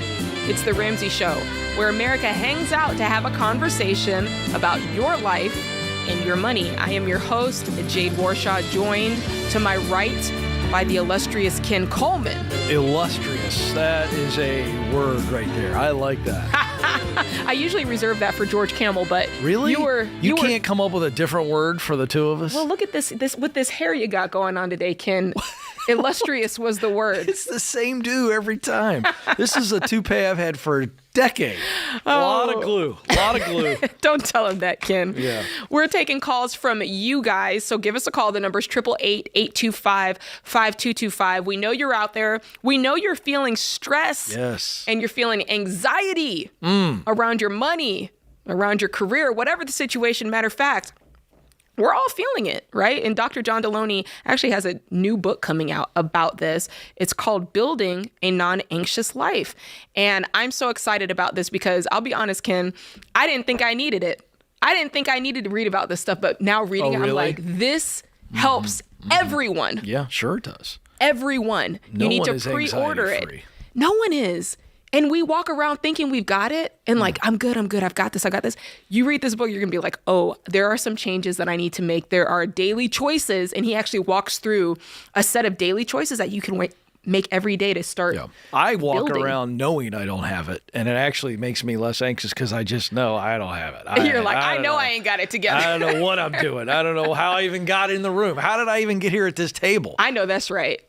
But look, 6 daily choices. Come on. I like it because just like we talk about the money and the baby steps, he's breaking it down really in his own kind of baby steps on how you can walk this thing out. So a lot of pre-order goodies, by the way, when you pre-order now. You get it at a discount and a lot of goodies. I love that. Yeah, if you pre-order it today, you can do that for $20, but you're getting $75 in goodies, as Ken would say.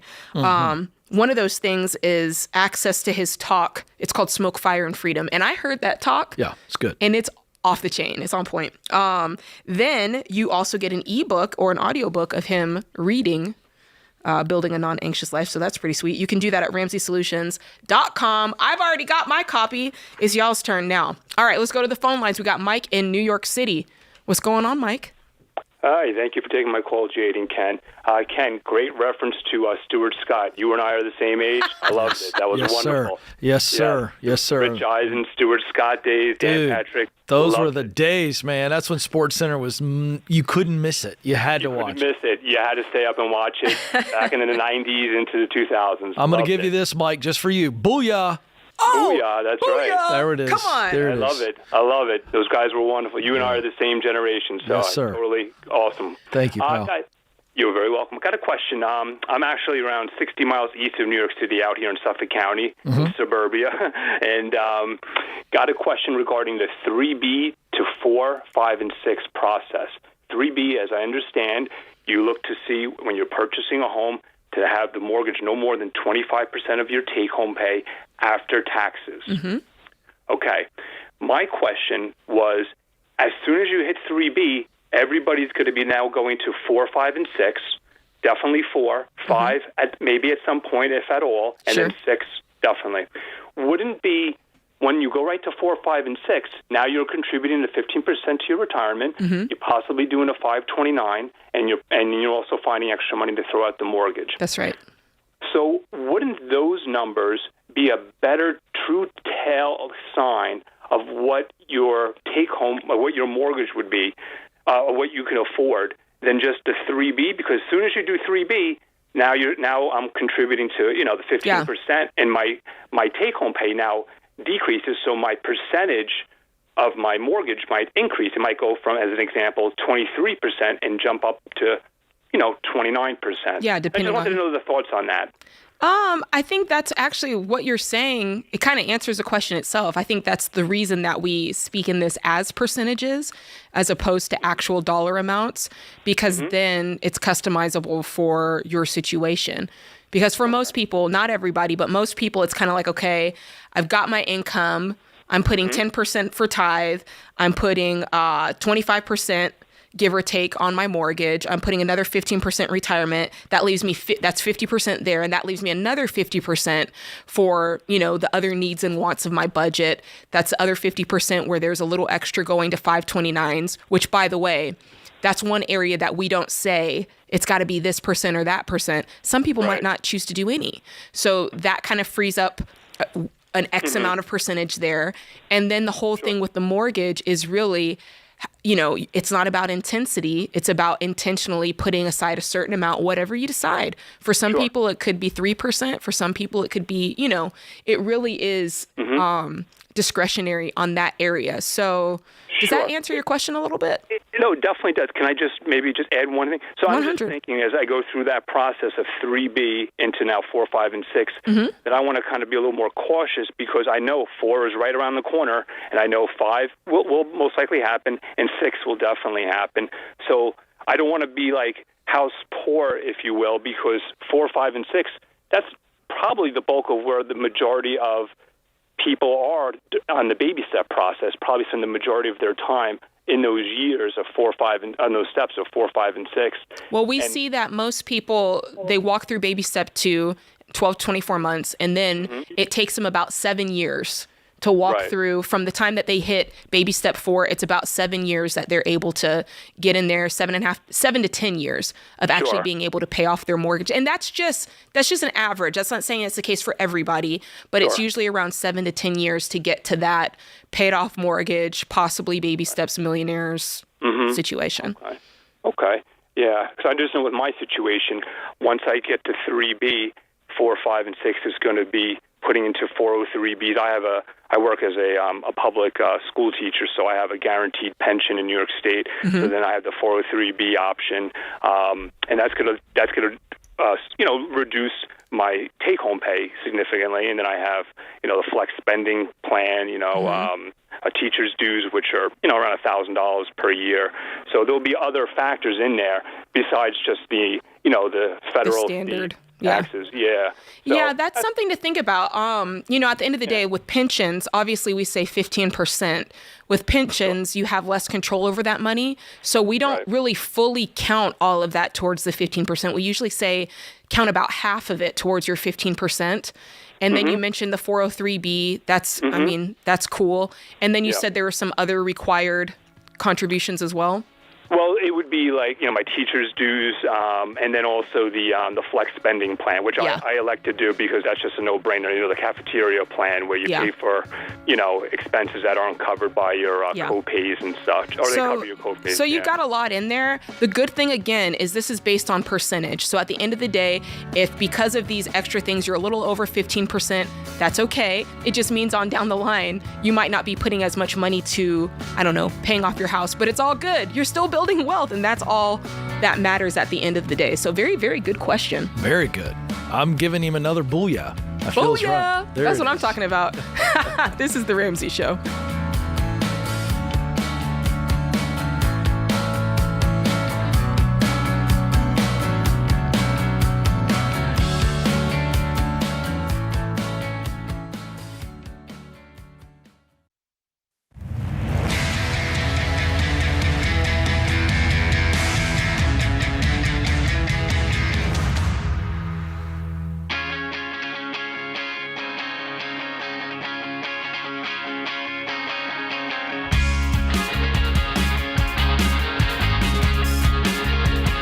You're listening to The Ramsey Show. I'm Jade Warshaw, joined by Ken Coleman. We're taking calls all afternoon, so give us a call at 888-825-5225, and we'll talk about your life. We'll talk about your money. Dave Ramsey says we'll talk about you right in front of you. Mm-hmm. I like that.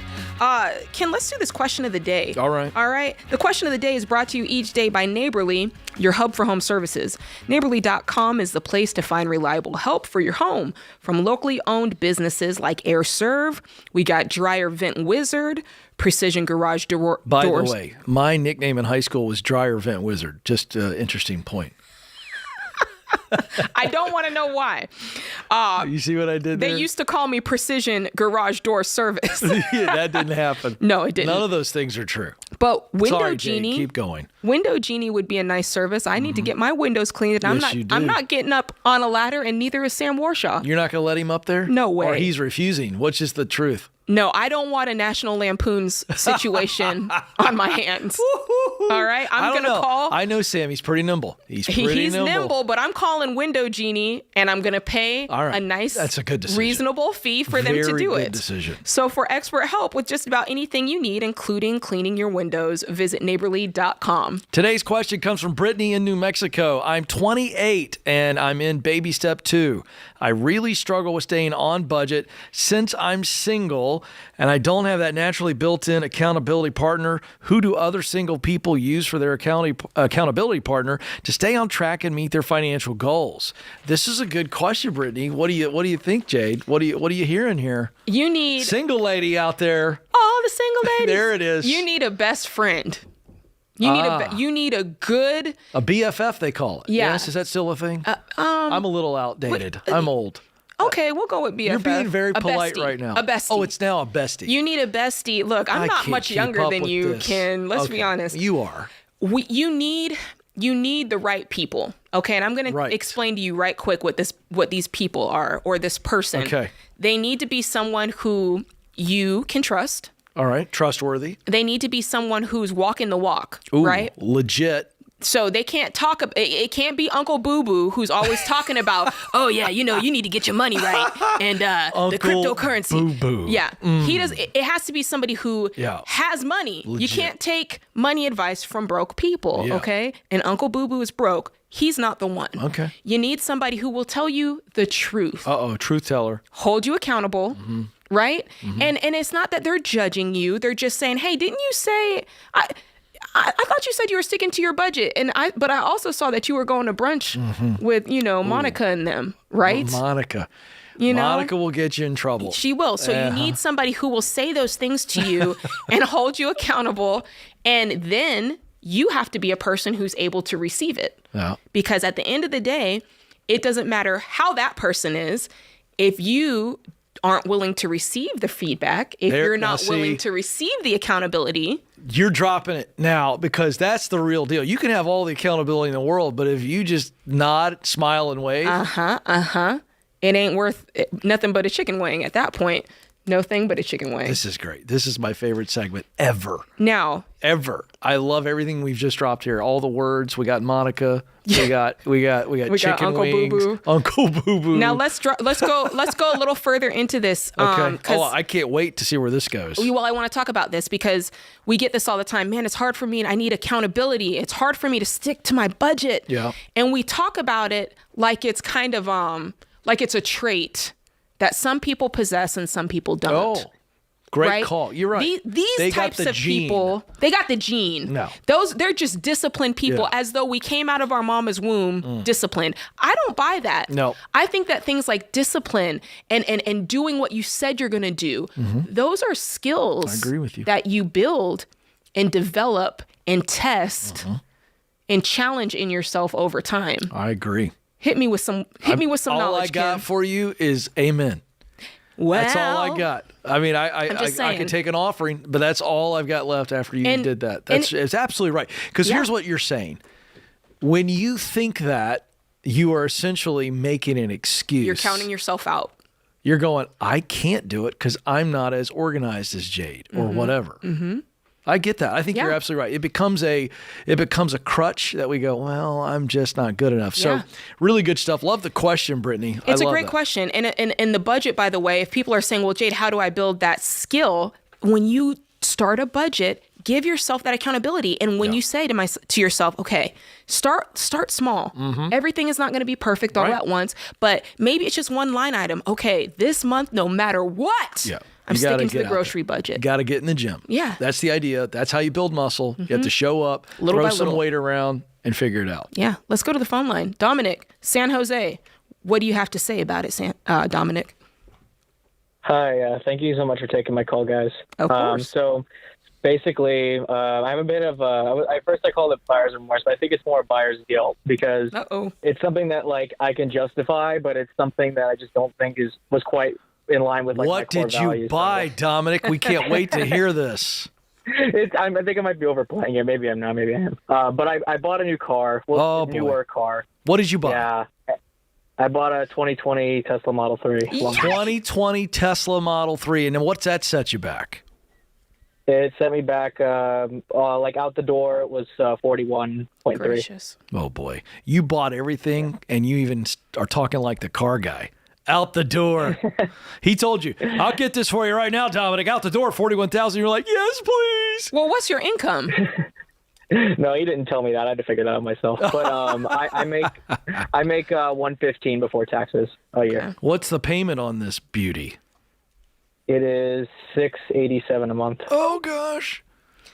Okay. I got to get a Pepto-Bismol. Jay, take over. Well, technically, we would tell people that anything going down in value like a vehicle, you shouldn't do more than 50%, have more than 50% of your annual income tied up in that. So you're under that. I think my guess is just maybe you've never had a car payment that's this costly and you're feeling it. And I don't like car payments, period. But what was your car situation before you got into this Tesla? So I actually had a paid-off car. That's what it is. It was only, and at the time I was like, yes, I just want to not have a car payment. It was like $11K. I paid it off in like a couple months because I didn't have all the cash right on hand. But I basically in recent times, I don't know. I started thinking about like, oh, maybe I would enjoy having something a bit more luxurious, rather than driving something so old. And I convinced myself into doing it. I did the math, and I was like, yeah, I can afford it. And I went through with it, and now I'm sitting here, and I just looking at that much debt, coming from having zero debt whatsoever. It's just like my heart sank. So you called us. So why did you call us, Dominic? What's the question in here? I'm kind of I'm kind of between two decisions. So I talked about it with my fiance, and she is telling me that it's probably just best to keep the car, just pay it off as quick as possible, because I'm able to pay off the car in less than 30 months.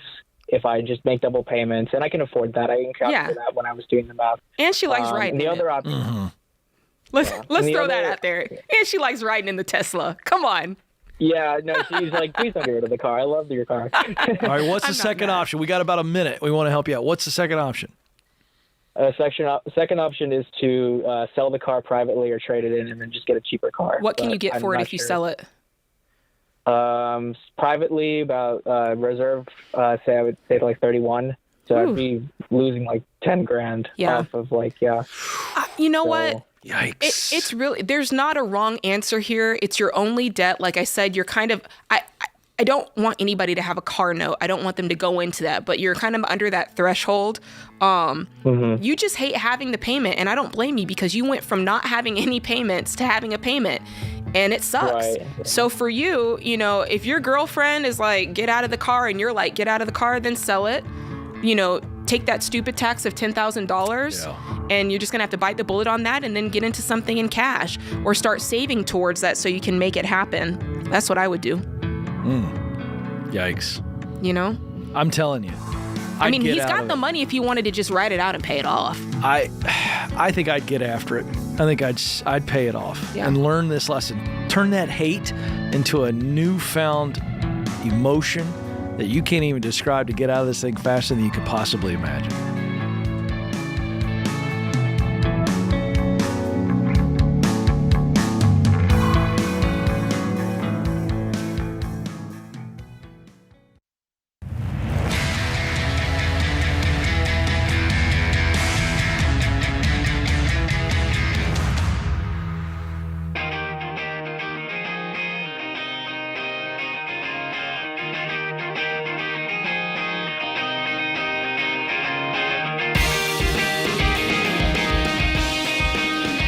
listening to The Ramsey Show. Where else can you go to just talk about money? Ken, you can't talk to, you don't talk to your friends about money. Maybe some of y'all aren't even talking to your spouse about money. Uh-oh. You need to start. And maybe that conversation can start here today. We'll help you with whatever it is that you're dealing with. We'll help give you advice. We'll help push you to do the next right step for your situation. But you got to give us a call. The number's 888-825-5225. My name's Jade. Again, this is Ken sitting next to me. And we want to talk about your situation. So we're going to do that. We got Eric in Yuma, Arizona. I've been to Yuma. What's going on, Eric? Wow. Oh, thanks for taking my call, Ken and Jake. You're welcome. How can we help? All right, I'm 56 years old. I make $90,000 a year. I have $130 in a 401k and about $3,000 in an HSA that I only use as a retirement tool. I currently live in a RV that's worth about $35,000. Yes, it is down by the river. I have a paid-for truck. It's worth $32,000, a boat at $10,000, and add another SUV at $2,500, and an enclosed trailer that I use for storage. I'm to the end of step 2, except for about $8,000 on the RV, and knowing that it's just short-term living until I can get into a house, should I go ahead and just make the minimum payments on the RV and go ahead and start step 3 and 3B, and so that I can move faster towards a house? How much is the RV worth? The RV's $35,000. Okay. So it's even. My thought, the thought that's going through my head is, if you plan on buying a house, you're going to sell the RV. You're not going to keep it. So I wanted to know. Yes. I'd pay it off. Yeah. Yeah. I'd list it as debt because you only have a little bit to go. And if you wait till you're ready to buy a house to pay it off, you will have lost money on it. Even more. Like you'll go to sell it and it won't be worth. I was wanting to move directly from the RV into a house, and then just maybe sell the RV later, and whatever I get out of the RV, I can dump into the mortgage. How much do you have saved up for the house? I don't have anything. That's why I need to move on to step 3 and 3B. I only have my $1,000. Okay, I misunderstood. I thought you said that you had paid. I misunderstood. So you have debt on all those things you listed out. No, he's paid off his boat. The SU, okay. The RV is the last step in step 2. It. Okay. And I only owe about $8,000 on it. So if you sold it now, would that give you enough money for a down payment in Yuma, Arizona? Well, no, he'd still be upside down. Depends on how much house I find and how much I build. And that's another question with 10 to 15 years of income production left in my life and my working opportunities. How much house can I have and how much do I put toward investing?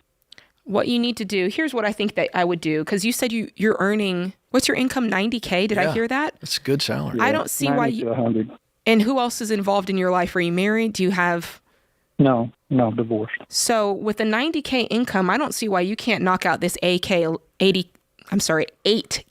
on the RV, lickety split, get that out of your life. And then you should have plenty of money. There's no more debt. So you should have plenty of money to quickly save what you want for, whether it's a condo that you're purchasing, a townhome. I'm not sure what size home you're looking for. But now's a good time to kind of start looking, okay, what's my life going to look like? You don't want to bite off more than you can chew, and really see what you can afford going forward. Yeah, Eric, the reason I would rather you sell the RV now, because that is depreciating quickly. And so I want to get the most for it. And if I sell it now for $35,000, 2 things I get out of that. Number one, obviously I pay off the $8,000 that I owe on it, and now you're completely debt free. And then I've got a nice chunk of cash that I can begin to build on if I rent for a year or whatever, or, I get something smaller because it's just you. That's what I'm thinking, Jade. I'd rather him capitalize on getting rid of this depreciating asset quickly. Yeah, that's possible. He could do, you could definitely do that. I don't know. I'm not mad at that plan. He makes $90,000. Selling my truck. I was going to say, you've got a boat, you've got a truck, you've got an RV. All of these things are going down in value. So based on our math, what he's asking, what kind of house should he be looking at, Jade, knowing that we're already off and running on a nice down payment if we sell several things. Well, when I'm thinking about the RV is I'm thinking about that versus renting for however much time it's going to take for him to get the money for the house. I don't know that he needs to rent. Well, where's he going to go? Well, he buys a smaller house. I want to figure out what you can do with your $90K. You got no debt. You look at your monthly budget, your take home. You sell a couple things. Can you get up to $50,000? Could you amass $50,000 pretty quickly? I thought I heard that much money in there. Right, and I agree. I had thought about selling my truck and drive the SUV, which was my you don't need truck two that cars. I drove for years to get. Right. Well, it's just what was left from my beater truck, and I've just not got rid of it yet. Yeah, I don't think you need two vehicles. I've got so options. I get. Yeah, you've got options. It's for you. It's all about how quickly can we get there, and I'm trying to get to home ownership as quickly as possible so I can pay off the home ownership Which is as why quickly I'm as saying, possible. can you buy a $250,000? I don't know Yuma, so I'm going somewhere with all these questions. Can you buy a $250,000 house in Yuma? You can buy $250,000 in mobile homes in Yuma. I would not buy a mobile home. I don't want a mobile home. I'm not buying a mobile home. No, so I'm not buying a mobile home. So I know that. I'm not. That's just the way prices are here. Okay, so it's What could you afford? Yeah, what could you get? For what you're looking for, what does it cost? Well, my thought is it's a small, a 3-bedroom, 2-bath, just a simple, clean house, that in 10 to 12 years I can pay off and put as much equity into. And if I have to, after that point, sell and downsize. But what does that cost? $200,000 to $300,000. Okay. Depending on the quality So of the again, house. I'm not the mathematician in the room, but if I sell the RV at 35 and I owe 8, all right, now I'm walking away with some money there, and then I got a truck, and then I got a boat, and I'm going, can I get close to $50,000? And you're making 90. How quickly can you get $50,000 down payment? That's a really stellar down payment. That's a 20% on something in the 250 range, True right? that. Am True I that. wrong? You're not wrong, Ken Okay. Coleman. I'm just saying, dude. And now we get rid of the RV, which is not helping you long term. That's true. You can part with the RV. Yeah, it's just a short-term answer, and I was looking at probably staying in the RV maybe another year and piling up as much money and selling the boat. And I like Ken's option because if you start selling, if you sell the truck, then you sell the boat. The last thing to go is the RV, and you come up with a little short-term solution until it's time to get the house that you want. I think that's the way to stack up that cash as quickly as possible. I'm trying to come up with $23,000. That's what I need to come up with because you got the 27 if you sell the RV at 35 and you owe 8. So now I'm there. I need to come up with 23 more. 50,000 is pretty darn close to the kind of down payment we'd want him to put on it. That's right. And ideally, yes? Yes, that's right. And we've got another rule that we're working with, which is the amount of assets that he has that are going down in value for his income. Yeah. We've got a $35,000 deal, something that's worth $25,000, something that's worth $10,000, and another vehicle, the truck, the SUV, the boat, the RV. It's too much. We got to offload some of it. And it's way better to throw that money into something that's going up in value as quickly as possible as a home, an actual freestanding home. That's what I'm doing.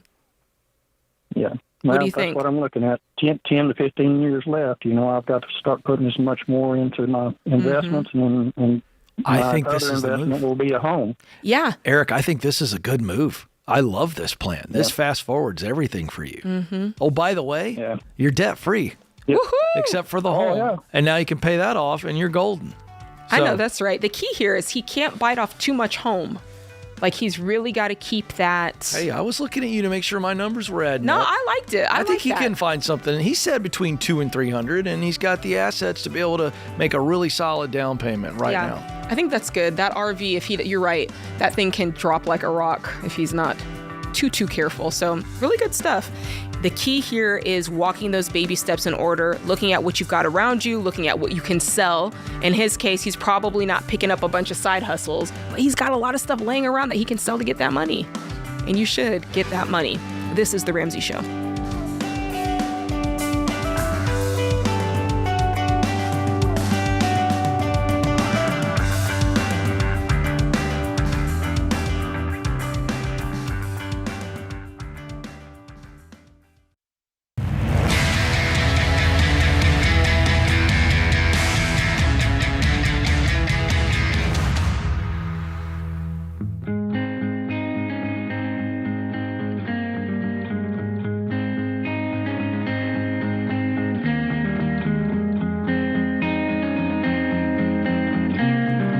This is The Ramsey Show, the only place where you can go to get real talk, the real deal on your finances, on your mental health questions, on your career questions, because we've got Ken Coleman on the show today.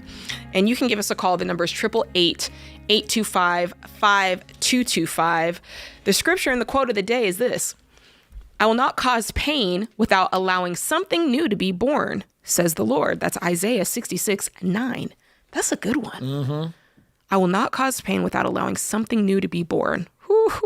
That's good. That's good in retrospect. Drew Barrymore said this: life is very interesting. In the end, some of your greatest pains become your greatest strengths. That's a word. It's growing something. It's nothing's wasted is what they're saying. Yeah, that's right. Nothing is ever wasted. That is so, so good. All right, let's go to Jonathan. Or let's go to John in Atlanta, Georgia. That's what happens when I take my glasses off. Mm-hmm. What's going on, John?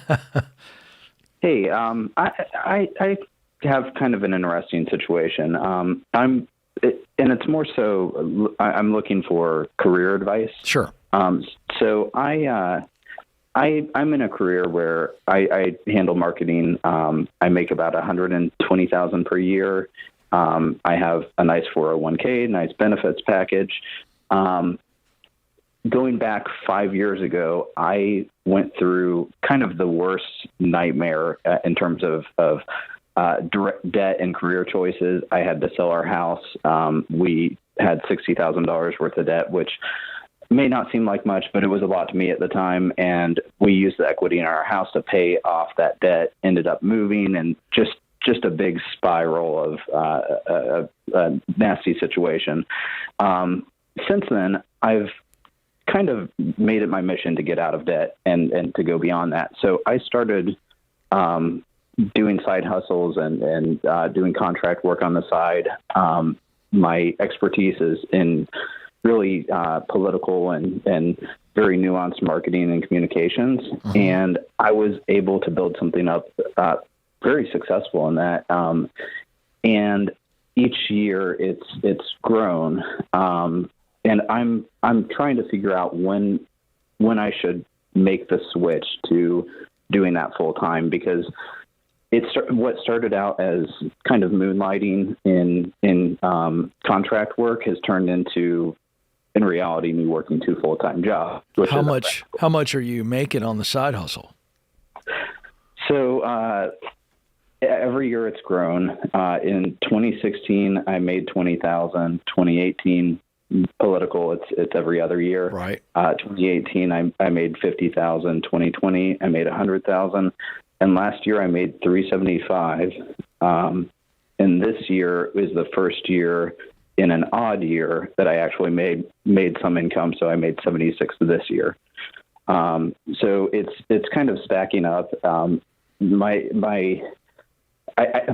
My gut is telling me that it's time to make a switch. Hey, John, my friend, your gut is crazy in alignment with my gut. This is a good move for you, man. I assume you've been stacking this money in this separate account, or are you paying yourself some of it? A little bit of both. We've been primarily living on the main income from my. Good. I was hoping you were going to say that. So, how much do you have in the side business account?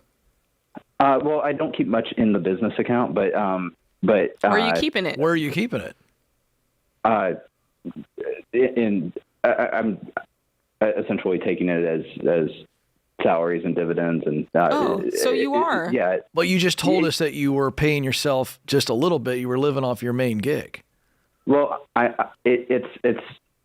it's coming into my pocket, and then I'm using it for investments, 401ks. I'd rather not keep it in a bank account. Wait. But here's the problem with that, John.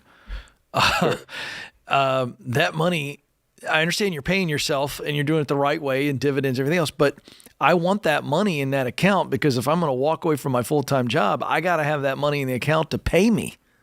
Yeah, and there's ways that you can invest through your business, so you're not having to pull out all the money.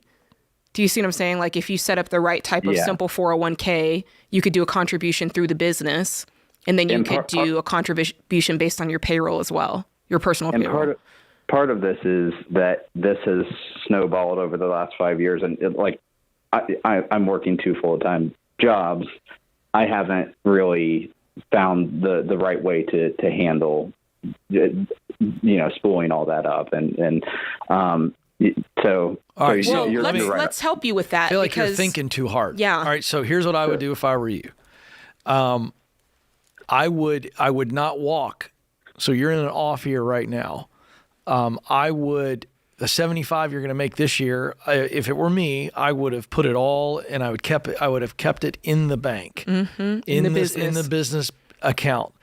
And what I tell people is, you can move from your side hustle you can move from your full-time gig to your side hustle when it is spitting off enough to take care of your needs, what you require in salary, and you've got a minimum of 6 months of your salary in the bank. That's what it doesn't mean that I'm right. I love that. It's what I would do. I would have 6 months of my salary. So you make $120.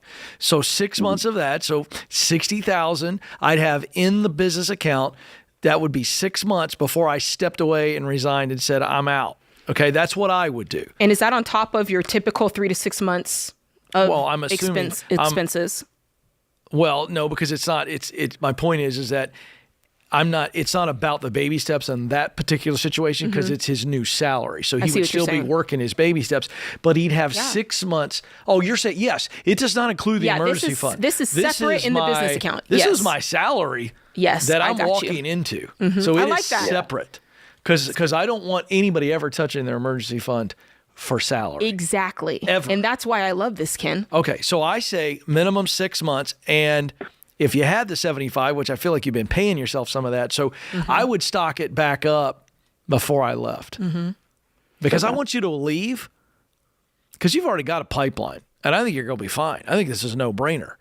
But I wish you had more money in the side hustle bank account, your business. I wish you had more in there so that when you walk away, you're not thinking about anything but building that business. And I want you to take better care, because I might be wrong, but what you said is like, hey, I'm pulling everything out of the business. I'm taking that as payroll, and then I'm turning around and taking that money and investing it. I want to be a little more savvy on how we're doing that, because you're going to have to pay taxes on that. You're going to pay payroll taxes on both sides, as the employer and as the employee. Just to invest it where you could leave some of that money in the business and have more tax advantage by investing into your own solo 401k through the business. Are you doing that? Do you have a SEP or something like that? No, I don't. And I just hadn't gotten to that point yet where it was appropriate. I mean, last year was you got a lot of money coming in. Bro, I'm going to tell you right now, when you started making $100,000 or more, it was appropriate. Have you been paying taxes? Yeah. Okay. I just want to be sure. Okay. You had me over here sweating, John. Okay. No, in fact, I overpaid this year, so I'm getting some back. Okay, good. Yes, I just want to make sure you're doing that. But is your wife working too? No. Part of this was our son has some medical conditions, and so in order for her to stay home, I started doing contract work, and it just good. Okay. I think you're ready, my friend, but I would prefer that you stack it up a little bit more and don't pull the trigger yet. You've done it this far, unless you're fried, because you're working 2 full-time jobs, and I can hear that in your voice. I think you might be on the verge of frying. Is that right? Well, yeah, I would say so. Well, then I would. You're ready. I think you could move some money around and boost up maybe beyond your emergency fund some of the stuff you've done. I don't know. I'd be smart with this, but I think it's time. It's time for you to commit and go all in.